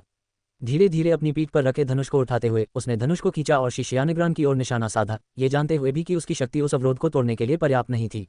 शिष्यानग्रान का चेहरा एकदम गुस्से से लाल हो गया। अच्छा, मैं अपने गुप्त खजाने का इस्तेमाल करने की योजना नहीं बना रहा था, लेकिन तुमने मुझे मजबूर कर दिया। इतना कहकर शिष्यानग्रान ने अचानक अपनी उंगली पर मौजूद स्पेस रिंग से लोहे का एक टुकड़ा निकाला। वह टुकड़ा गहरे हरे रंग का था और उस पर एक साधारण सजावटी डिजाइन बनी हुई थी। जैसे ही लड़की ने उसके हाथों में वह टुकड़ा देखा, उसका चेहरा तुरंत आश्चर्य से भर गया। ये तो खजाना पर्वत की मोहर है। मुझे नहीं लगा था कि शी परिवार तुम्हें इतना अनमोल रक्षात्मक खजाना ले जाने की अनुमति देगा। एज की कहानी सुनाने के लिए VM स्टोरी वर्ल्ड को सब्सक्राइब करो।